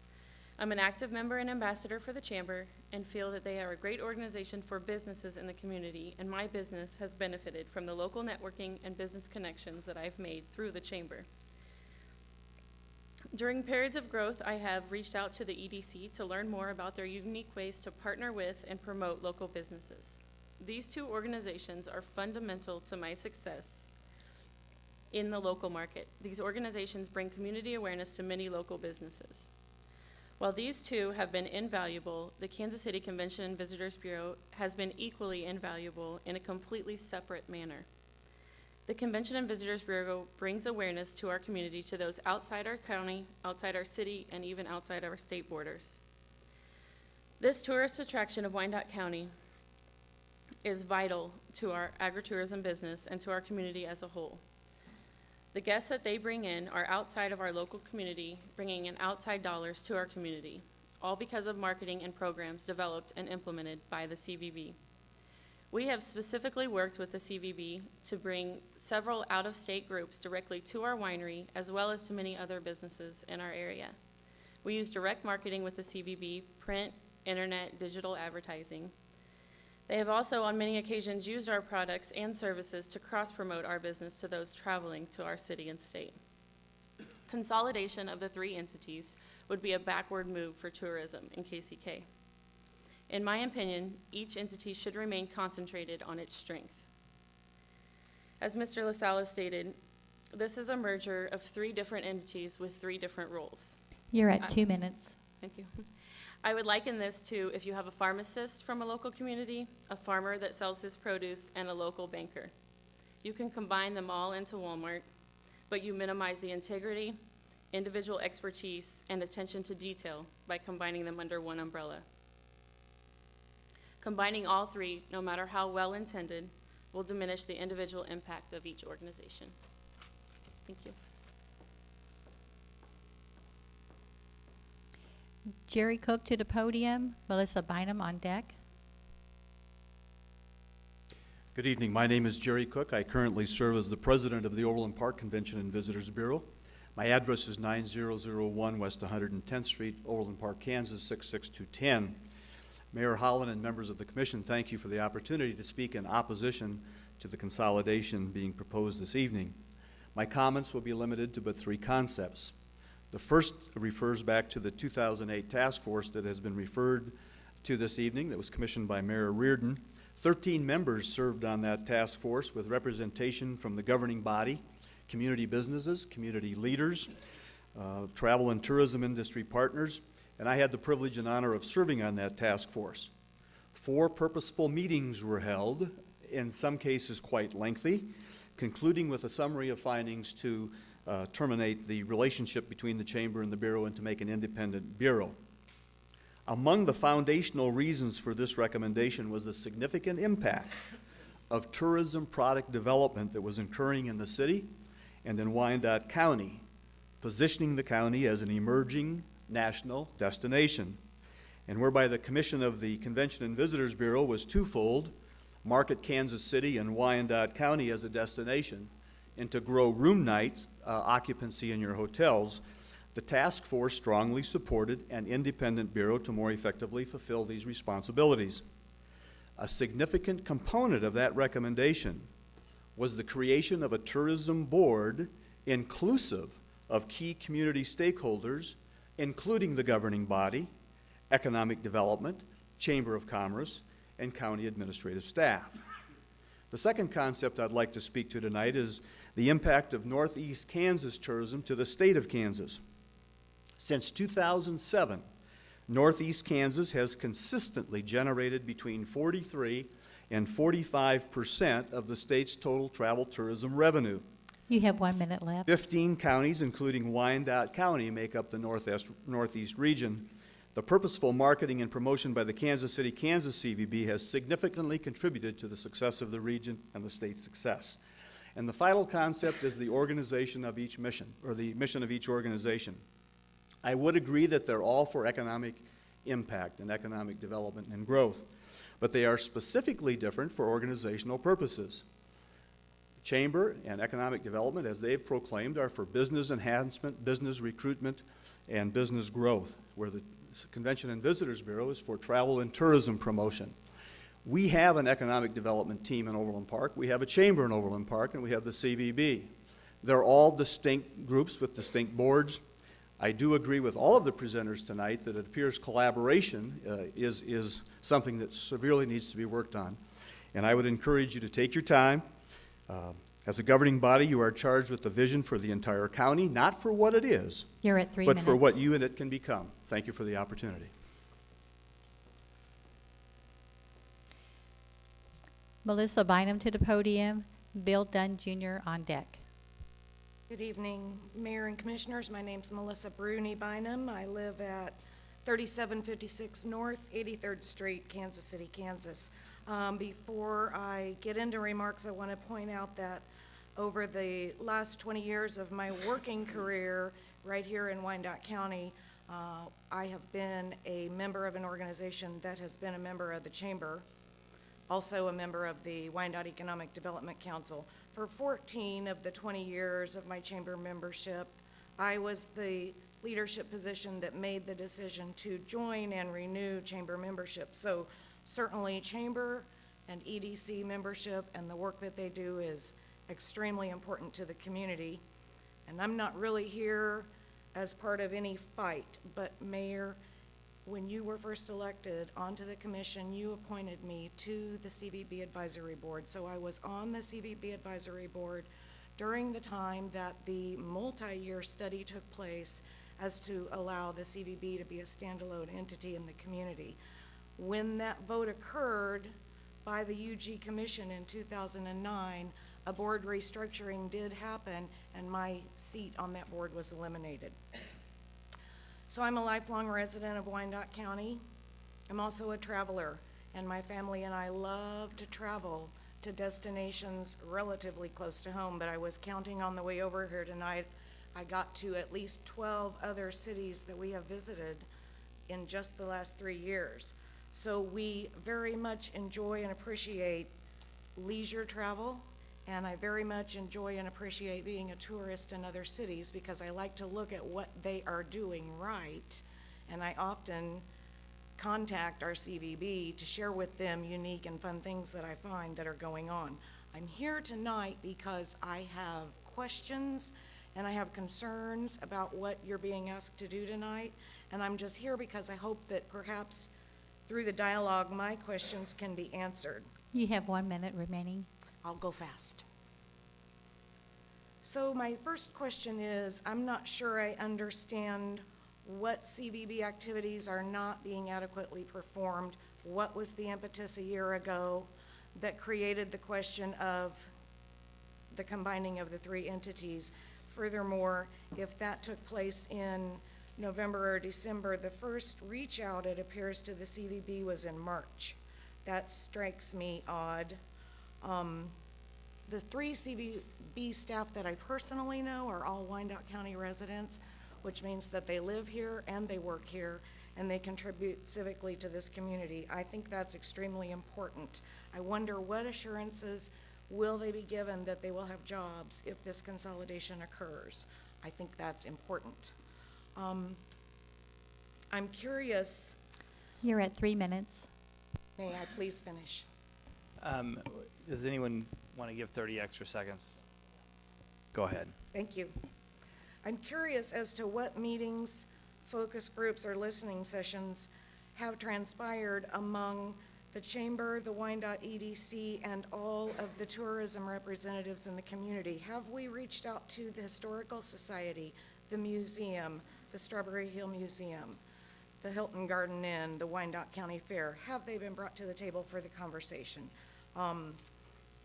Those are really the basis of my remarks, concerns, questions. I just hope that I can hear some answers in the time that follows. Thank you. The last person who has signed up is Bill Dunn Jr. Mayor Holland, Commissioners, I'm here representing my family business. I'm an investor in J.E. Dunn Construction, but I'm also an investor in Blue Hat Hoisting, which is a new company in Wyandotte County, a $48 million investment. And I'm also a longtime investor in Hilton Garden Inn through KCK Investors. And I've got to say that we've got some Cracker Jack groups. All three of them are great groups. And I'm, as an investor, I'm happy to say that in the last year, Hilton Garden Inn has gone from 56% occupancy up to 60%. But still, the business traveler is the issue. We've got to get more business travelers to use our facilities off weekend. And I do think there ought to be a way for consolidation to work. I mean, I remember way back, when consolidation happened here, and we all knew when we were, things were way down, that we worked together through consolidation, and we came up with a better mousetrap than anybody else in the metropolitan area.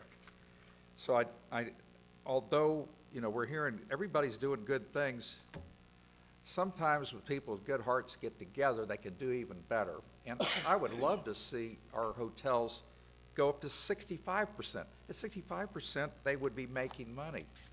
And I do have to thank the Unified Government as a partner in the Hilton Garden Inn. Their $2 million investment renovation makes it the best Hilton Garden in the whole area. But we've got to capture those business travelers. And I do think the three organizations working together could direct some of that business towards the Hilton Garden Inn.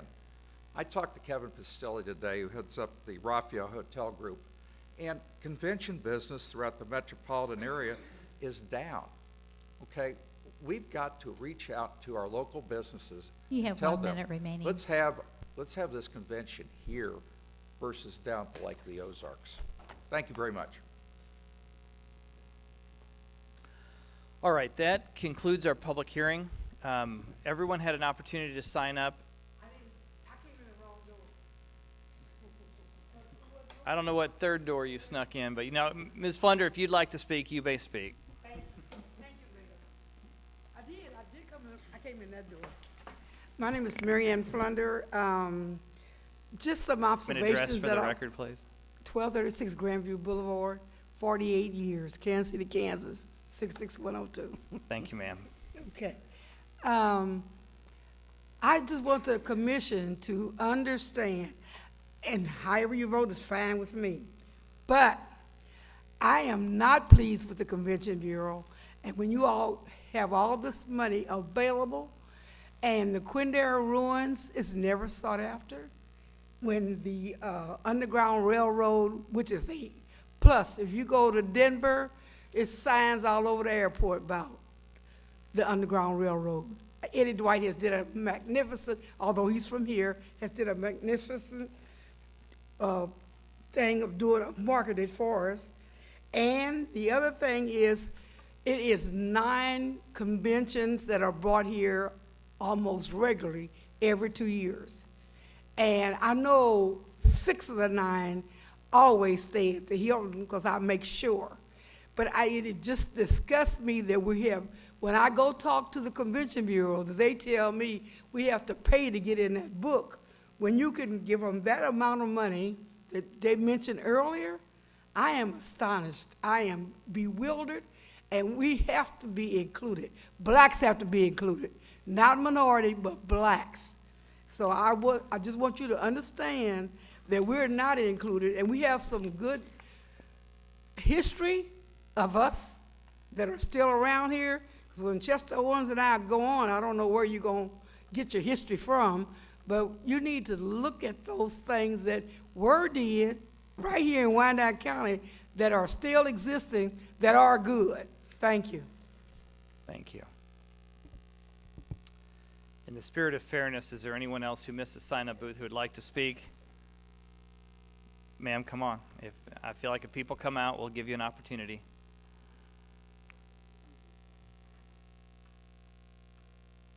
Good evening. I'm Dr. Tammy Counts, 759 Vermont Avenue, Wyandotte County, 25 years.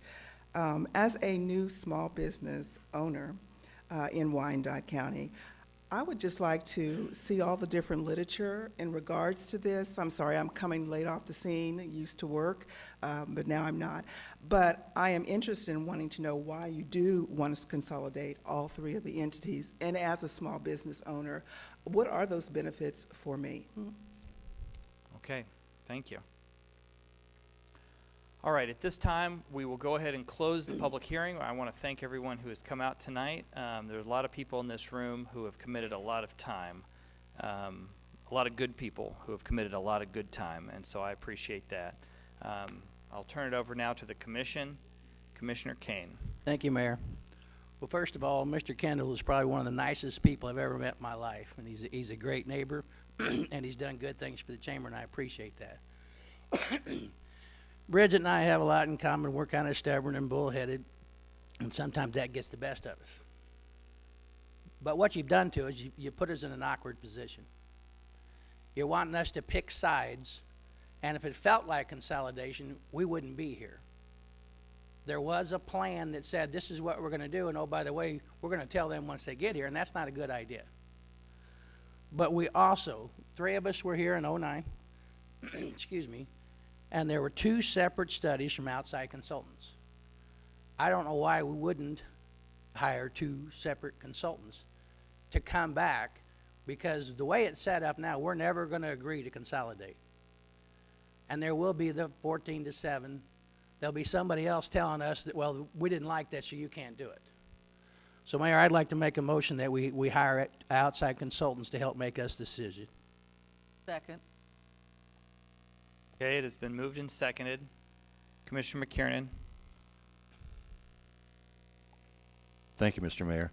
You know, I've had a lot of discussions about this. I've thought about this a lot. And just as we've been up here, I've written 4 pages of more questions. And I know Commissioner Walker now is thrilled that I actually have the floor, because I have 4 pages of questions. But one of the things that strikes me is, and I just learned this today, and by the way, so a couple of things. First of all, got this letter tonight at 4 o'clock. I sure wish I could have gotten all of this information with the packet a little bit earlier than that. One of the things that people on the commission know is that I like to do thoughtful review when possible, and last minute just isn't time for thoughtful review. So that's number 1.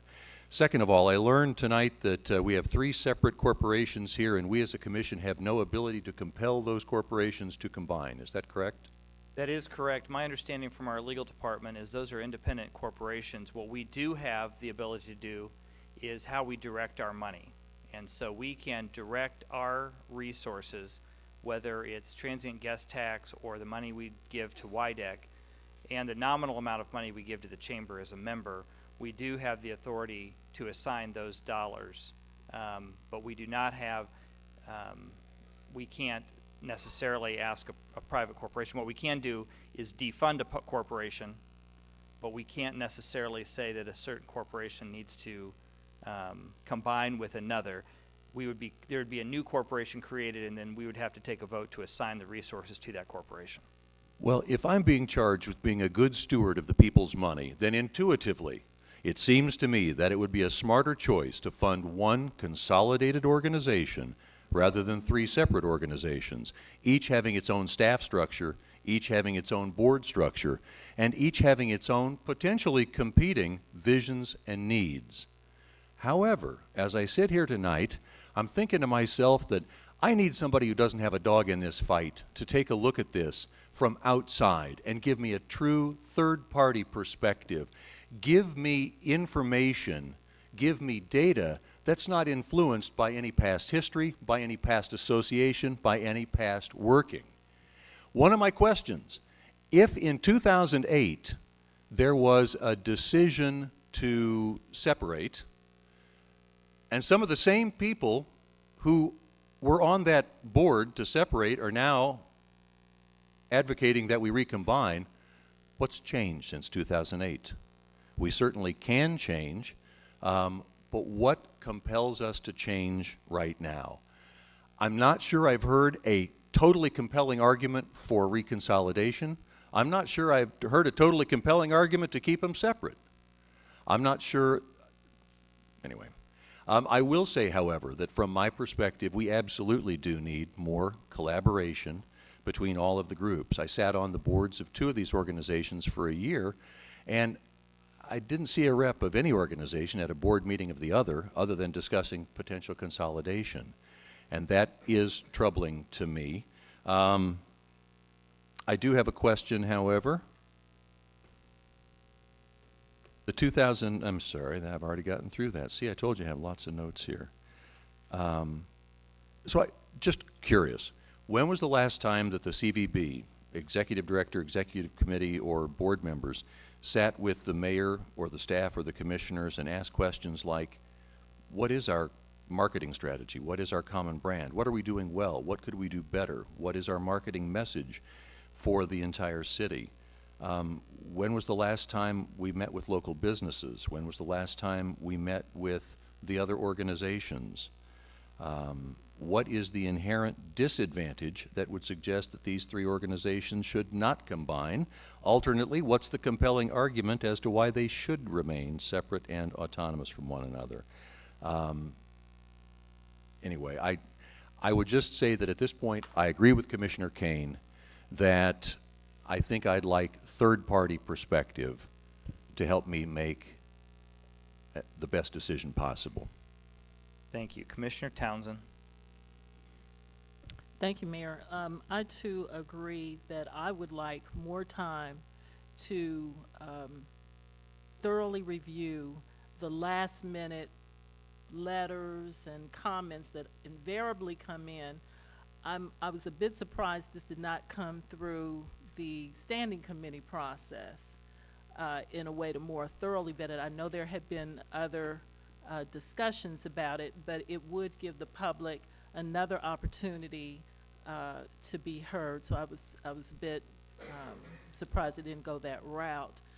I too am not sure that I've heard a convincing argument for separation. My thought is that I see the chamber and WYDEC having so very similar goals and directions toward keeping business here and encouraging business to come and stay compared to what I think about the Convention Visitors Bureau. I'm thinking more about people who come to see us and move on, the vacation spot. Not that that needs to be true. There should be one or the other, or maybe some collaboration of both groups, three groups, to encourage the business traveler. I do hear that argument. I can't remember if it was Ms. Job or Mr. Nguyen who said that they are marketing, the CVB markets the entire area. And if the process now is not broken, you know, why fix it?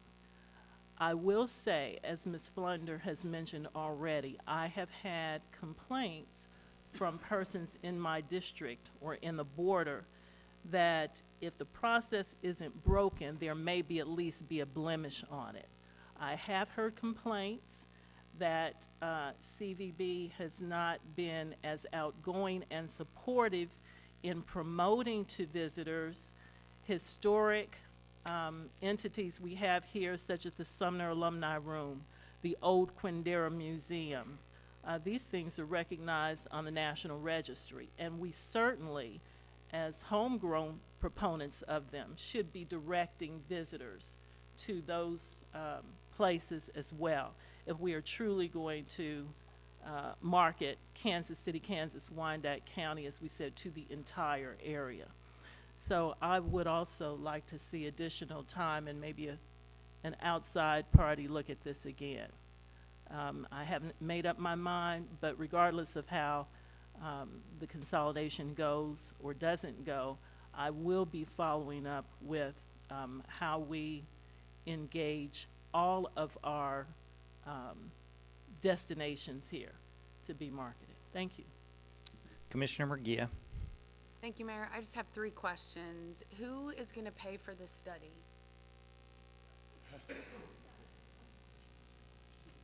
Okay, that's one. You want? So we're just going to ask them. We're not going to answer them. Okay, well, I'll ask and leave it out there. And then, in addition to who will pay for the study, who's going to enlist the third party to do the study? Who in other words, will take the lead on the study?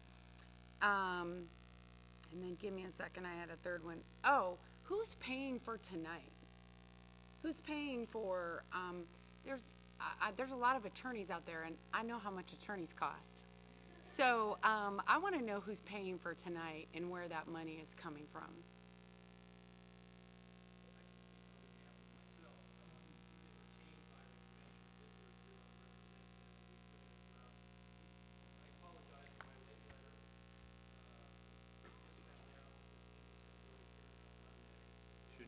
Yeah, sir, you're going to have to come to the microphone so we can put your feedback on record. I would also say. Yeah, could you start over? I'm sorry, I'm just sorry. so we can get it on the Rick record. Wynn, counsel for the Convention Visitors Bureau. We were retained out of concern by the board members that they had fiduciary duties to make sure that these dollars were spent very exclusively for their proper purpose under statute, and that what was being suggested here were the monies were not going to go towards the tourism and convention efforts. And so, yeah. Sir, I understand what your argument is. I get that, and I'm fine with that. What I care about and what most people that come to these meetings on a regular basis know about me is I care about the money at the end of the day. And I wanted to know how you were being paid. So I'm assuming since you've been retained by CVB, you have a budget line item for legal counsel, I'm sure. Okay, and then I'm curious, how is the Chamber and CVB, or the Chamber and Wyandotte Economic Development paying to be represented by Mr. LaSala and Mr. Maxwell? Commissioner, if I may, I'm not being paid. I'm really here in my role as chairman of that organization, and so I am really not here as a lawyer, and we are not being paid. I believe the same is true of Mr. Maxwell. Okay, so then, go ahead. Yes, Mr. exact same thing. We're here on a pro bono basis for our organization. Okay, so I got the answer to my last question. I really do want the answer to my first 2. Who will pay for the study, and who will be in charge of finding the person to do the study? So I will turn that question over to the maker of the motion who wants the study. Yes, I do want it. And I think that you guys should split the cost. You know, and then I guess the UG should be the one that oversees what's going on.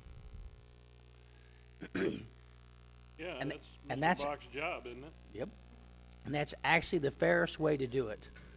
And then you guys get to hear and go through the whole process. And what we need to take out of this equation, it's not who's in the jobs, because those people always won't be there. And that's why it's important we go outside and get somebody else to come in and say, all right, if this was the structure, what should it be? Not a name, not somebody's, a person or whatever, and then that makes it fair for everybody. Okay, does So that the- answer your question? Yes, and and I have no objection to what Commissioner Kane is suggesting, but this is my concern. I've heard a lot of conversation tonight about what our legal authority is as a commission. And it sounds like we're not charged with the task of deciding to consolidate two organizations. The only authority we have is to decide how we choose to allocate the money. So if we are gonna launch a study, I don't know how we would have the right to launch a study to decide whether two organizations need to be consolidated. What we could do is do the study. I'm just clarifying what the study will study. That's all I'm doing. I'm clarifying that what the study could do is, I'm guessing, is decide if this is the best use for the money we're out, and how we're allocating it. You know, this is the way we did it last time, and you were here, right? Yeah. You didn't complain about it back then, did you? No, I'm not complaining. It's very important. This is to do with, Mr. Gwynn, is that how you say your last name? So, I'm sure you did not intend to do this, but when I received your letter, which, by the way, I haven't seen yet because the same with Commissioner McKiernan, I just got it. And I went straight to special session from my home today, so I haven't seen it. Just as a friendly word of caution, when I get letters from lawyers who make comments like you did, it insinuates that this commission would violate Kansas statute on how we would spend that money. I am sure you did not mean it like that. I would caution you about that in the future. This commission, I think, is very good at making sure we do things the way we're supposed to do it. So hopefully that was just a misunderstanding. So my point is this, so that we don't get ourselves into legal trouble, and that we do what our role is in managing the CVB and economic development in the chamber. I just want to make sure that whatever we study, we have the legal right to be studying and implementing. That's all I'm saying. Not objecting. Commissioner Walker. I guess, you know, everyone's had something to say. I favor the idea of the study. I don't consider this a rush to judgment. This topic has been out on the street, if you will, since the first of last year. We have been vaguely kept informed by different people of meetings that have occurred, discussions that have gone on. We're now in October. They at least started in March, if not before that, in the prior year. So I think it is well suited that it was brought forward. I want, my issue is that we not wait another 6 or 8 months before we get a study that we then have to come back and make a decision. You know, people have talked about other cities, primarily from the south, where they do it this way. They don't consolidate their government out there either. And every city of any size has a chamber, it has a convention and tourism bureau, and it also has an economic development component, whether external or internal, which to me is ludicrous for an area that is basically contiguous and could be handled by a regional consolidated service at a fraction of the cost. So the idea that we might do something different in Wyandotte County is not anything that is of negative consequence to me. I think that consolidation was voted on by the people, and I don't believe most people thought it was just going to stop in 1998, and no more consolidation of any services would ever occur. That's virtually what has happened. And everywhere we can consolidate and operate more economically and efficiently is in the interest of this citizenry. We don't have a growing sales tax like certain southern cities do. So we have to be very economical. So we have to look at this. And having said that, I also find it disingenuous when there's an old saying in Wyandotte County, which is probably applicable everywhere you go, that success has many fathers, but failure is an orphan. And in Wyandotte County, you know, the fact that we have more tourists or that economic development grows is not the result of a singular effort by one entity or the other. You know, bringing Sporting Kansas City here was naturally going to increase the number of people. Not taking anything away from either economic development or that. But let's be honest, you know, the commission brings a lot of tourism and economic development here by making the tough decisions to give tax abatement, give incentives, and then we got to hear about it from people who don't understand that we're competing with the rest of the world that's doing the same thing. So I guess the whole point is, I don't see the harm in studying this. I don't want to rush to judgment. I think the three entities were at loggerheads and it was just going to go on like this, hanging out there. It was appropriate that it be whoever decided to bring it forward, bring it forward. I wish we'd do that quicker with more issues and get the ball rolling. So, in my mind, Mr. Bach is the person charged with implementing our directives, and hopefully he'll do it and move forward quickly.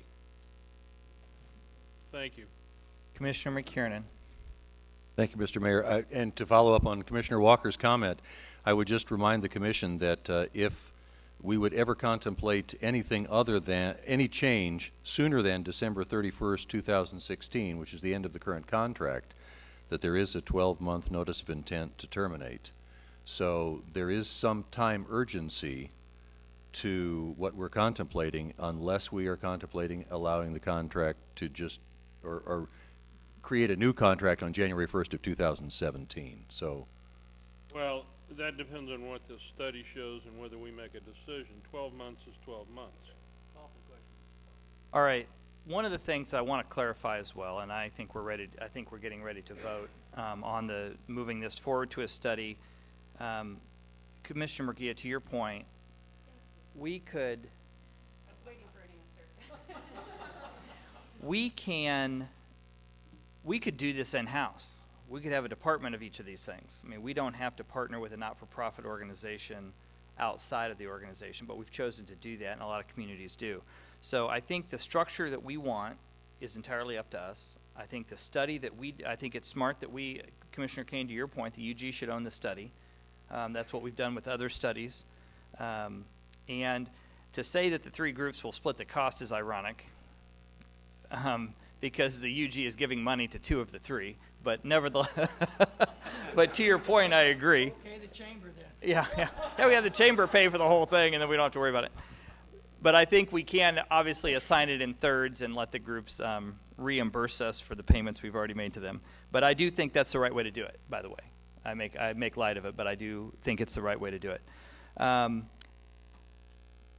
The other issue that McKiernan brings up that I hadn't thought of is if we did move say we were going to move tonight and voted no, we weren't going to change anything, and everybody went back to doing what they were doing, then the 12 months would be irrelevant.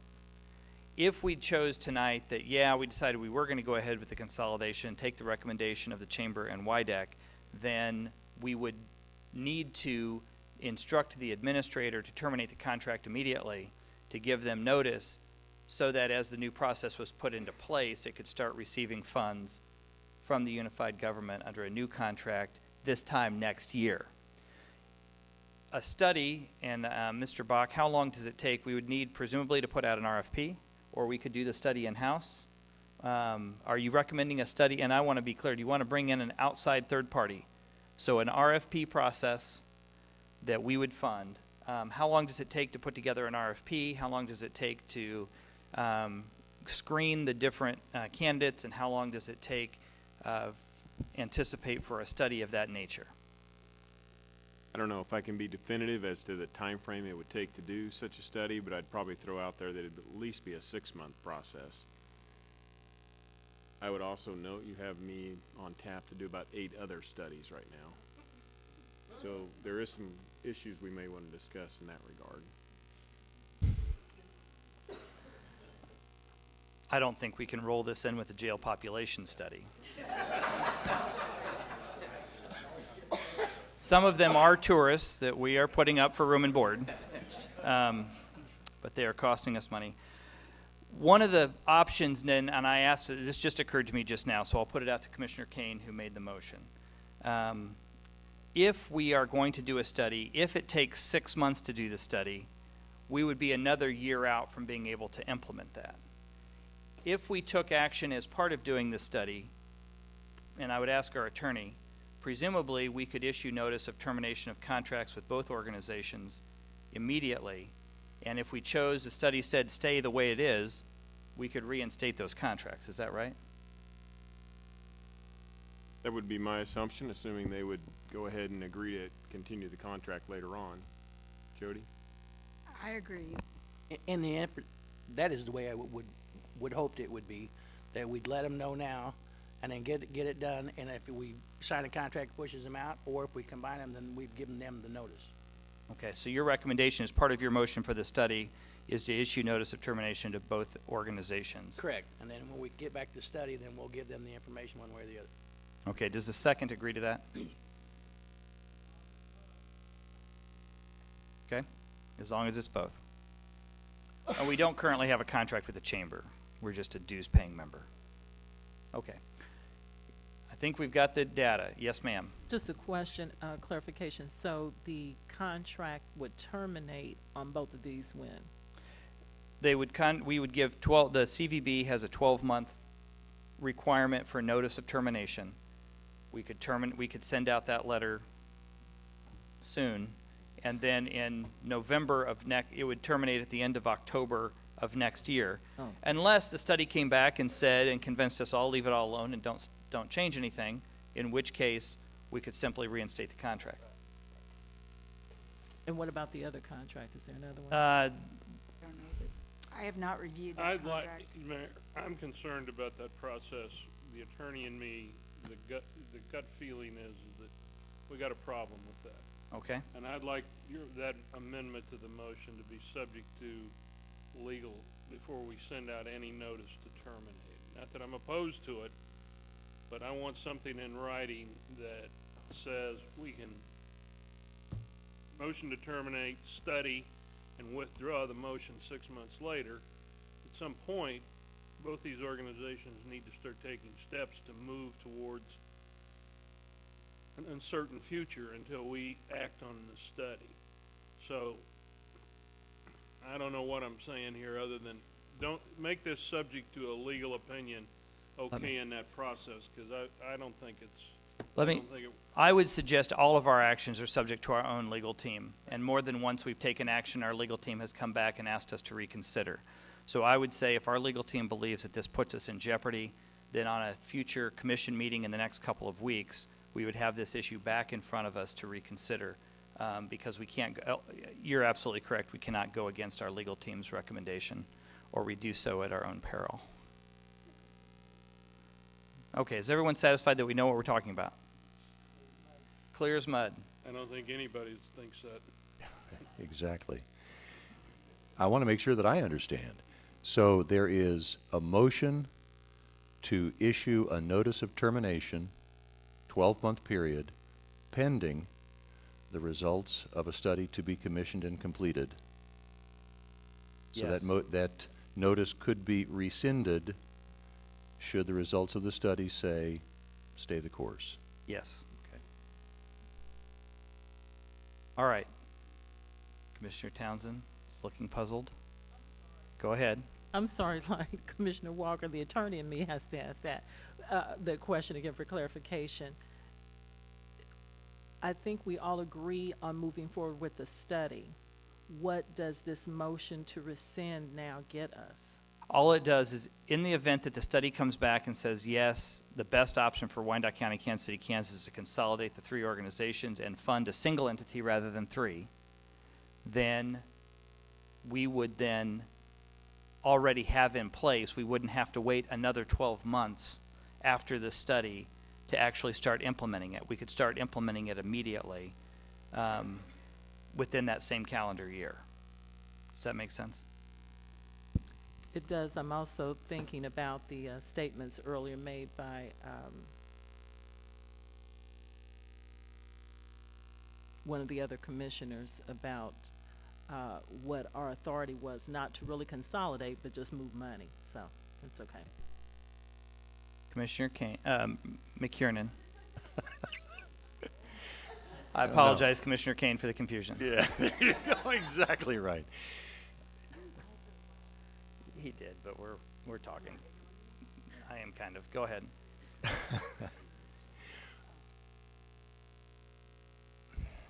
I don't know how I put this other than to say, I think one of the questions that I would like to ask is how this might affect positively or negatively operations of the current Convention and Visitors Bureau receiving a notice to terminate. I would hope not negatively, but it just crossed my mind. Well, that would be foolish, considering we're considering whether to keep it as is or to eliminate it altogether. And if that would prove to be the case on either entity's part, that would be another reason to get rid of both. All right, fair enough. Okay. We're ready to. Call for the question. We had a call. We didn't get a second, but we're ready to go. Second. We have all right, roll call. Roll call, Walker, Yes. Townsend, Aye. McKiernan, Aye. Urgia, Aye. Maddox, Aye. Kane, Markley, Aye. Walters, Philbrook. Aye. Motion carries 9-0. All right. I believe that concludes our work for this evening. We are adjourned.